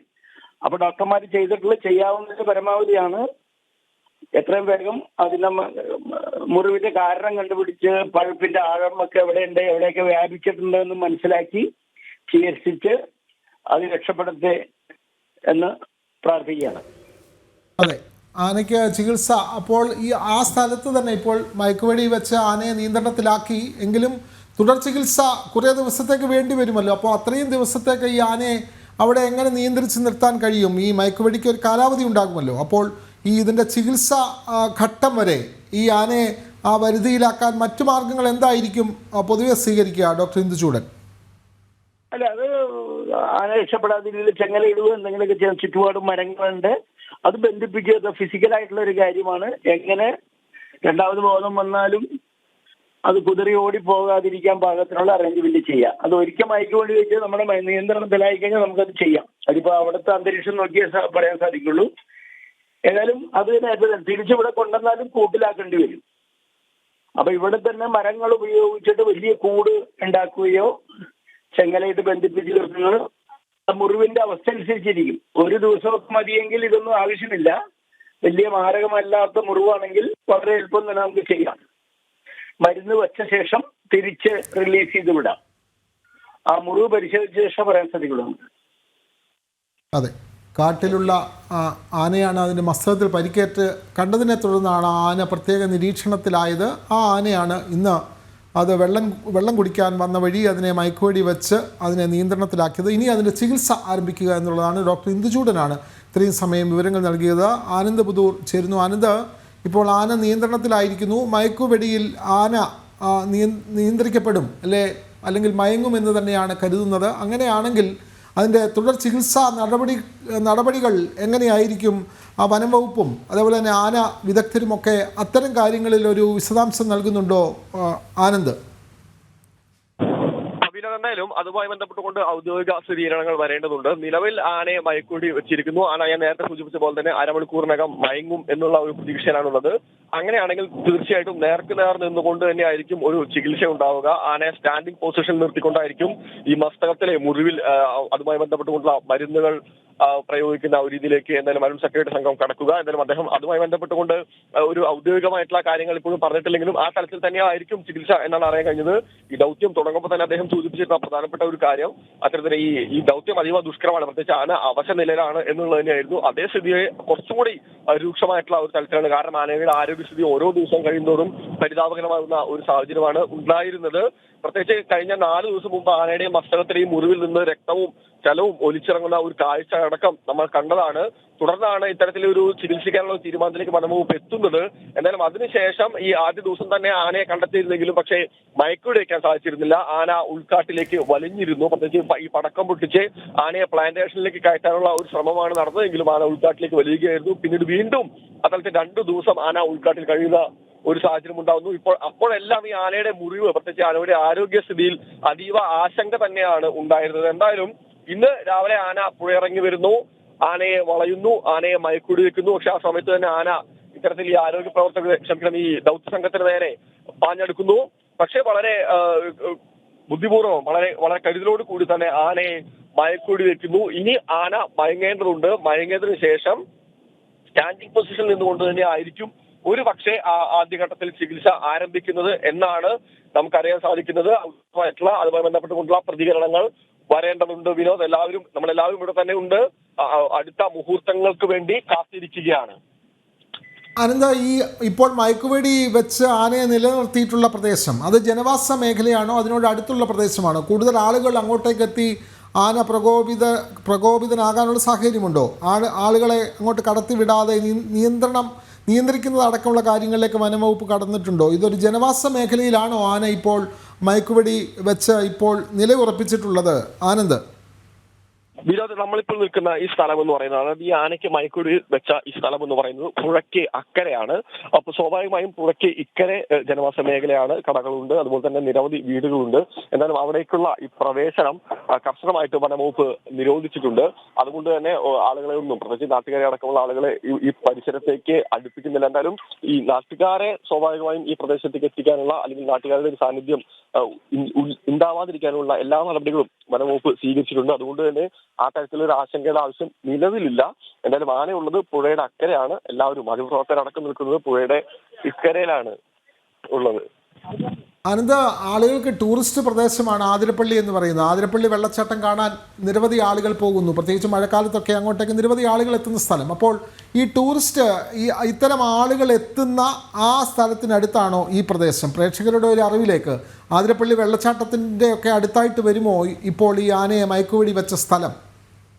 തീർച്ചയായിട്ടും വിനോദ്, അതായത് അതിരപ്പള്ളി വെള്ളച്ചാട്ടത്തിൽ നിന്ന് ഏതാണ്ട് ഒരു 8-10 കിലോമീറ്റർ നീങ്ങിയാണ് ഉള്ളത്. അതായത് ഈ വെള്ളച്ചാട്ടത്തിൽ നിന്ന് വരുന്ന ആ പുഴയുടെ അക്കരയിൽ, മറുകരയിൽ, വനത്തിനോട് ചേർന്ന പുഴയുടെ മറുകരയിലാണ് ഈ സ്ഥലമുള്ളത്. നിരവധി ആളുകൾ, സ്വാഭാവികമായും അതിരപ്പള്ളിയാണ് ഏറ്റവും പ്രധാനപ്പെട്ട ടൂറിസ്റ്റ് മേഖലയൊന്നാണ്. നിരവധി ആളുകൾ ദിവസേന മണിക്കൂറുകൾക്ക് ഇടവിട്ടുകൊണ്ട് സഞ്ചരിക്കുന്ന ഒരു സ്ഥലമാണ്. കഴിഞ്ഞ ദിവസം അത്തരത്തിൽ മാധ്യമപ്രവർത്തകർക്ക് അടക്കം ഈ ഒരു സ്ഥലത്തേക്ക്, അതായത് ആനയെ കണ്ടു എന്ന് പറയുന്ന ആ സ്ഥലത്തേക്ക് പ്രവേശനം ഉണ്ടായിരുന്നില്ല. എന്തായാലും ആളുകൾ വന്നു പോകുന്നുണ്ട്. പക്ഷേ ഈ പ്രദേശം എന്ന് പറയുന്നത് പൊതുവെ പുഴയുടെ അക്കരയാണ്. നേരത്തെ സൂചിപ്പിച്ചപ്പോൾ തന്നെ പുഴയുടെ ഇക്കരയിലാണ് മാധ്യമപ്രവർത്തകരടക്കമുള്ള നമ്മളെല്ലാവരും നിൽക്കുന്ന ഈ പുഴയുടെ ഇക്കരയിലാണ്. അതുകൊണ്ട് തന്നെ ഈ പൊതുജനങ്ങൾക്ക് ഇങ്ങോട്ടുള്ള പ്രവേശനം ഇപ്പോൾ നിഷേധിച്ചിട്ടുണ്ട്. എന്തായാലും കുറച്ച് നിമിഷങ്ങൾ കൂടി കാത്തിരിക്കേണ്ടതുണ്ട്. ആന മയങ്ങേണ്ടതുണ്ട്. പിന്നീടായിരിക്കും തുടർ നടപടികൾ സ്വീകരിക്കുന്നതിനോട്. ആനന്ദ്, നമ്മൾക്ക് ദൃശ്യങ്ങൾ കാണുന്നത് ഒരേ തരത്തിലുള്ള മരങ്ങൾ അവിടെ നിൽക്കുന്നു. അതപ്പോൾ ഇത് വനം വകുപ്പിൻ്റെ പ്രദേശം ഉൾപ്പെട്ട വനം പ്രദേശം തന്നെയാണോ അതോ റബ്ബർ മരങ്ങളാണോ? ഇപ്പോൾ ഒരേ തരത്തിലുള്ള മരങ്ങളാണ് നമുക്കിപ്പോൾ ആന നിൽക്കുന്ന പ്രദേശത്ത് കാണുന്നത്, അങ്ങനെയാണ് ദൃശ്യങ്ങളിൽ കാണുന്നത്. അപ്പോൾ അത് വനം വകുപ്പിൻ്റെ നിയന്ത്രണത്തിലുള്ള പ്രദേശം അല്ലെങ്കിൽ വനപ്രദേശത്ത് തന്നെയാണോ ആനയ്ക്ക് മയക്കുവെടി ഏറ്റിട്ടുള്ളത് ആനന്ദ്? തീർച്ചയായിട്ടും. അതായത് ഈ പ്ലാന്റേഷൻ കോർപ്പറേഷനാണ് അത് ഈ എണ്ണമരങ്ങളും എണ്ണപ്പനകളും എല്ലാം അടങ്ങുന്ന ഒരു സ്ഥലം. അതിനിപ്പുറത്ത് പുഴ, ആ പുഴയുടെ അപ്പുറത്താണ് ഈ സ്ഥലം കാണുന്നത്. വനംവകുപ്പിന്റെ സ്ഥലം തന്നെയാണ്, സർക്കാരിന്റെ സ്ഥലമാണ്, നിയന്ത്രിത മേഖലയാണ്. ആ മേഖലയിൽ തന്നെയാണ് ആന ഇപ്പോഴും തുടരുന്നത്. എന്തായാലും വളരെ 2 ദിവസം നീണ്ടു നിന്ന ആ ഒരു മിഷനെ, ആ ഒരു ദൗത്യത്തിന് എന്തായാലും ഒരു പുരോഗതി ഉണ്ടായിരിക്കുന്നു. ആനയെ മയക്കുവെടി വെച്ചിരിക്കുന്നു. ഇനി ഏറ്റവും പ്രധാനപ്പെട്ട കാര്യം എന്ന് പറയുന്നത് ആനയ്ക്ക് ഏറ്റവും മികച്ച ചികിത്സ ഉറപ്പാക്കുക എന്നുള്ളതാണ്. അതിനുള്ള ശ്രമത്തിൽ തന്നെയാണ് അരുൺ സക്കറിന്റെ നേതൃത്വത്തിലുള്ള ദൗത്യ സംഘവും വിഭാഗങ്ങളും. എന്തായാലും അല്പസമയത്തിന് തന്നെ ഈ ആന മയങ്ങി നിൽക്കുമ്പോൾ തീർച്ചയായിട്ടും അതുമായി ബന്ധപ്പെട്ടുകൊണ്ട് സ്റ്റാൻഡിംഗ് പൊസിഷനിൽ ചികിത്സ ആരംഭിക്കുമെന്നാണ് നമുക്കറിയാൻ സാധിക്കുന്നത്. തീർച്ചയായും എണ്ണപ്പനകളുള്ള വനം വകുപ്പിൻ്റെ പ്ലാന്റേഷൻ ഏരിയയിൽ തന്നെയാണ് ആന ഇപ്പോൾ മയക്കുവെടി വെച്ച് നിലയുറപ്പിച്ചിട്ടുള്ളത്. ഇപ്പോൾ ഈ ദൃശ്യങ്ങൾ പകർത്തുന്നത് അത് വളരെ എവിടെ നിന്നാണ് നമുക്ക് ഈ ദൃശ്യങ്ങൾ ജനങ്ങളിലേക്ക് എത്തിക്കാൻ കഴിയുന്നത്? ആനയുടെ വലിയ ദൂരത്തല്ലാത്ത ഒരു പ്രദേശത്ത് നിന്ന് നമുക്ക് ഈ ദൃശ്യങ്ങൾ ലഭ്യവുമാണ്. അപ്പോൾ നമ്മുടെ ക്യാമറമാൻ അടക്കമുള്ള ആളുകൾ എവിടെ നിന്നിട്ടാണ്, സുരക്ഷിതമായി എവിടെ നിന്നിട്ടാണ് ഈ ദൃശ്യങ്ങൾ നമുക്ക് എത്തിക്കാൻ കഴിയുന്നത്? അതുകൂടി ഒന്ന് പറയാമോ ആനന്ദ്? വിനോദ, ഞാൻ നേരത്തെ സൂചിപ്പിച്ചപ്പോൾ തന്നെ ഈ പുഴയുടെ ഇക്കരെയാണ് നമ്മളുള്ളത്. ഈ പുഴ എന്ന് പറയുന്നത് ഏതാണ്ട് ഒരു 250 മീറ്ററോളം വീതി മാത്രമാണുള്ളത്. വെള്ളം കുറവാണ്. അതുകൊണ്ട് തന്നെ വളരെയധികം റിസ്ക് ഉണ്ട്. കാരണം ഈ ആന മാത്രമല്ല, മറ്റ് 2 ആനകളും ഈ ഒരു പരിസരത്ത് നിൽക്കുന്നുണ്ട്. അതുകൊണ്ട് തന്നെ വളരെ ജാഗ്രതയോടുകൂടി നിലനിർത്തണം എന്നാണ് പൊതുവെ വനംവകുപ്പ് നമ്മളോട് പറയുന്നത്. എന്തായാലും ഈ നമ്മളിപ്പോൾ കാണുന്നത് ഏറ്റവും ക്ലോസ് വിഷ്വൽസ് ആണ്. വളരെ അടുത്തു നിന്നുള്ള ആനയുടെ ദൃശ്യങ്ങളാണ് നമ്മൾ കണ്ടുകൊണ്ടിരിക്കുന്നത്. ഈ ആന മാത്രമല്ല, 3-4 ആനകൾ ഈ ആനയുടെ പരിസരത്തുണ്ട്. രാവിലെ ഈ ആന ഇവിടേക്ക് എത്തിയതും ഇത്തരത്തിൽ ഈ ആനകളുടെ കൂട്ടത്തിൽ തന്നെയാണ്. തുടർന്ന് ഈ ആനയെ ഒറ്റയ്ക്ക് കൂട്ടം തെറ്റിച്ചാതെ ഈ മയക്കുവെടി വയ്ക്കാൻ സാധിക്കില്ല എന്ന് വനംവകുപ്പ് പറഞ്ഞിരുന്നു. പിന്നീടാണ് ഇത്തരത്തിൽ ഈ ഒരു ആനയെ മാറ്റുന്ന സാഹചര്യത്തിലേക്ക് ഉണ്ടായത്. എന്തായാലും ആനയ്ക്ക് മയക്കുവെടി ഏറ്റിരിക്കുന്നു. നമ്മൾ നിൽക്കുന്നതിന് തൊട്ടപ്പുറത്താണ് ഈ ആന സ്ഥിതി ചെയ്യുന്നത്.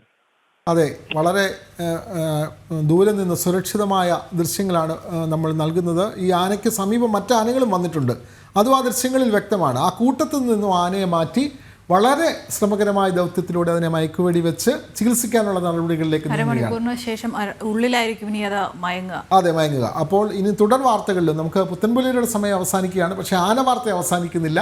തുടർ വാർത്തകളിലും ആനയുടെ കൂടുതൽ വിശദാംശങ്ങൾ ഉണ്ടാകും. ഇന്നലെ രാത്രി മറ്റൊരു ആന കുഴിയിൽ നിന്ന് കയറി വരുന്ന വാർത്ത നമ്മൾ തത്സമയം നൽകിക്കൊണ്ടേയിരുന്നു. എന്ന് പറഞ്ഞതുപോലെ ഇപ്പോൾ മയക്കുവെടി വെച്ച ഈ ആനയുടെ വിവരങ്ങളും തുടർ വാർത്തകളുണ്ടാകും. പുത്തൻപുലിയുടെ സമയം ഇവിടെ അവസാനിക്കുകയാണ്. എല്ലാ പ്രേക്ഷകർക്കും നമസ്തേ.